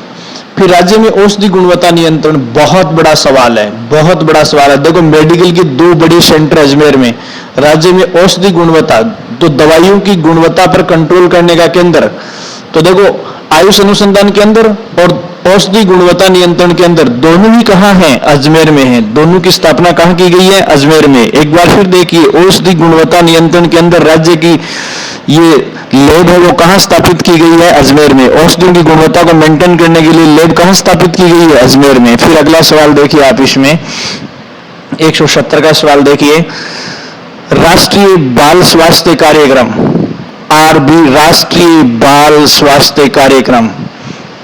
क्या है ये? देखो आंगनबाड़ी केंद्रों में अभी देखो, अभी तक अपन जो पूर्व प्राथमिक शिक्षा की बात कर रहे थे वो केवल आंगनबाड़ी केंद्रों से जुड़े हुए बच्चों की बात थी। और देखो राष्ट्रीय बाल स्वास्थ्य कार्यक्रम, ध्यान रखना, राष्ट्रीय बाल स्वास्थ्य केंद्र का संबंध उन बच्चों से है जिनका जन्म ही आंगनबाड़ी केंद्रों पर हुआ है।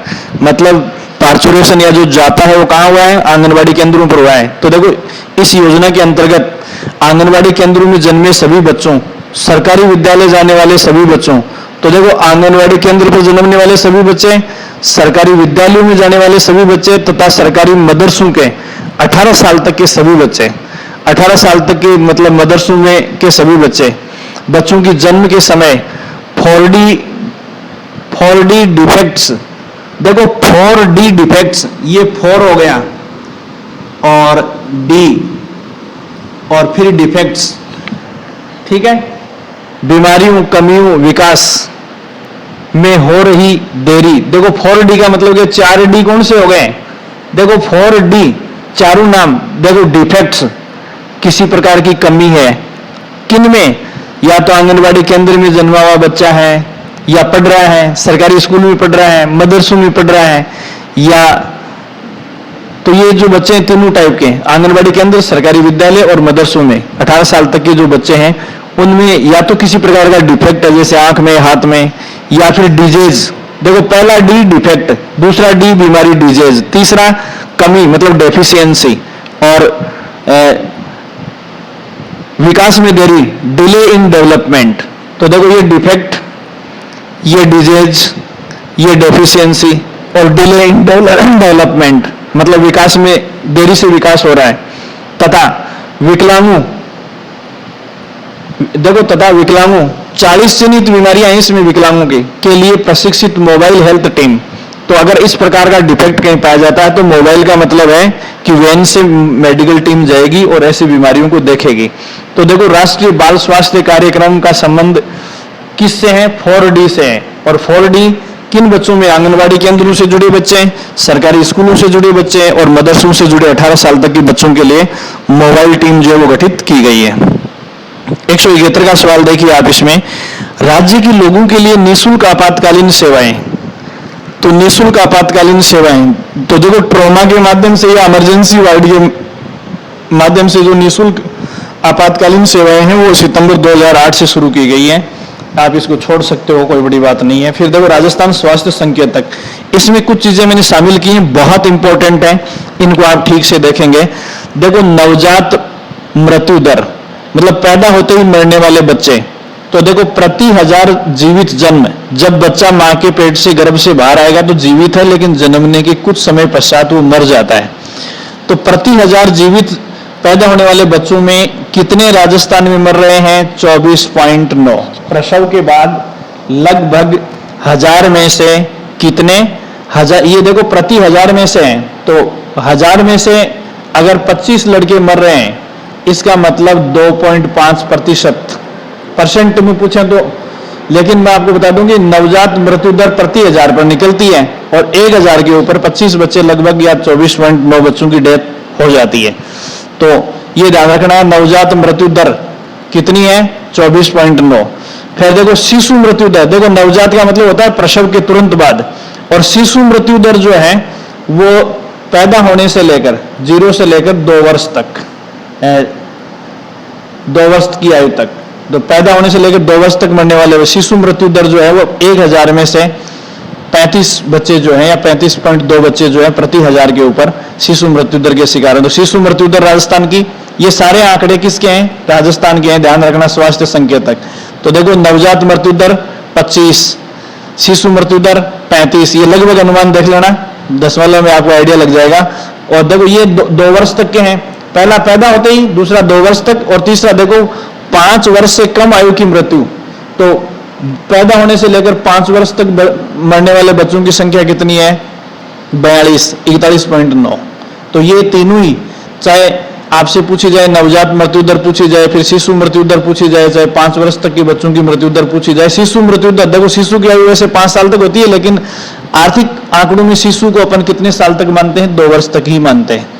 फिर देखो कुल प्रजनन दर का मतलब क्या होता है कि प्रति महिला कितने बच्चों को औसत जन्म दिया जा रहा है। तो अब अभी देखो दो, हर महिला 2 बच्चों को जन्म देती है, तो प्रत्येक फैमिली में मियां बीवी 2 होते हैं, और राजस्थान में हर महिला औसत 2 बच्चों को जन्म दे रही है। इसका मतलब राजस्थान की पॉपुलेशन रेट जो है वो अब स्थिर हो गई है, या ग्रोथ होना क्या हो गया है, एवरेज कम हो गया है, बढ़ोतरी, मतलब मियां बीवी 2 बच्चे, तो इसका मतलब है कि जनसंख्या नियंत्रण की ओर रुख कर रही है।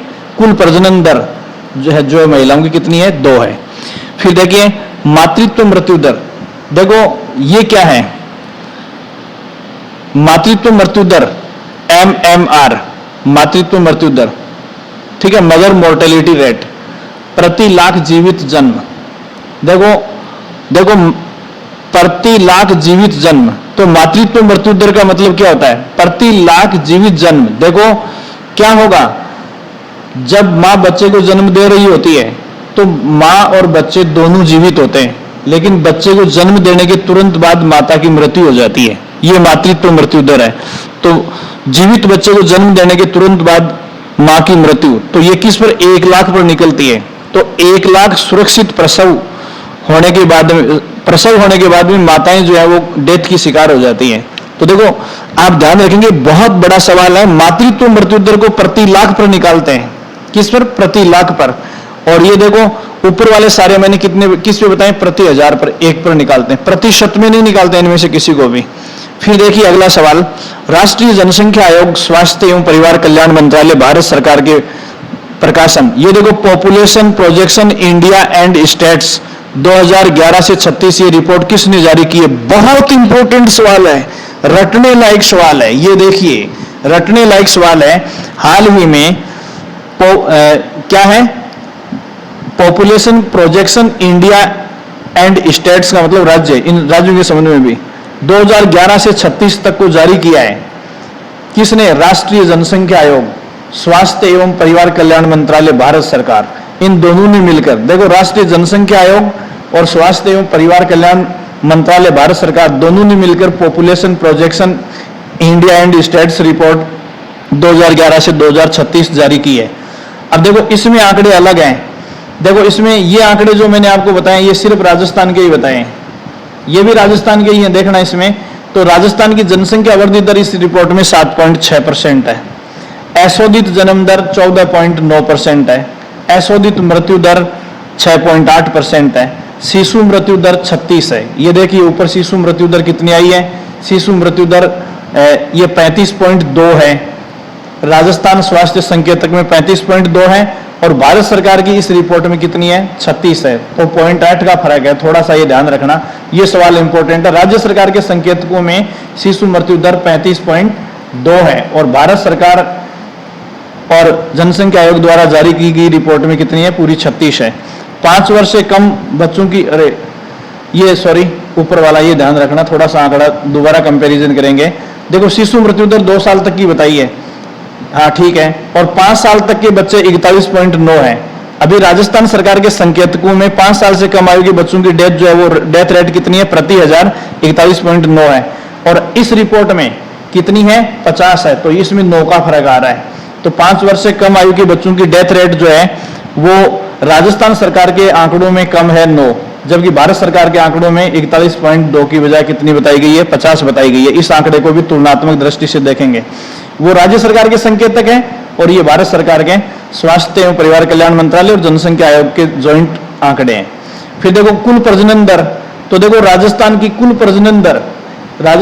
प्रजनन दर मैंने 2 बताई है यहाँ, प्रति महिला 2 बच्चों को जन्म देती है औसत, जबकि जनसंख्या आयोग के मामलों में देखो ये और भी कम है।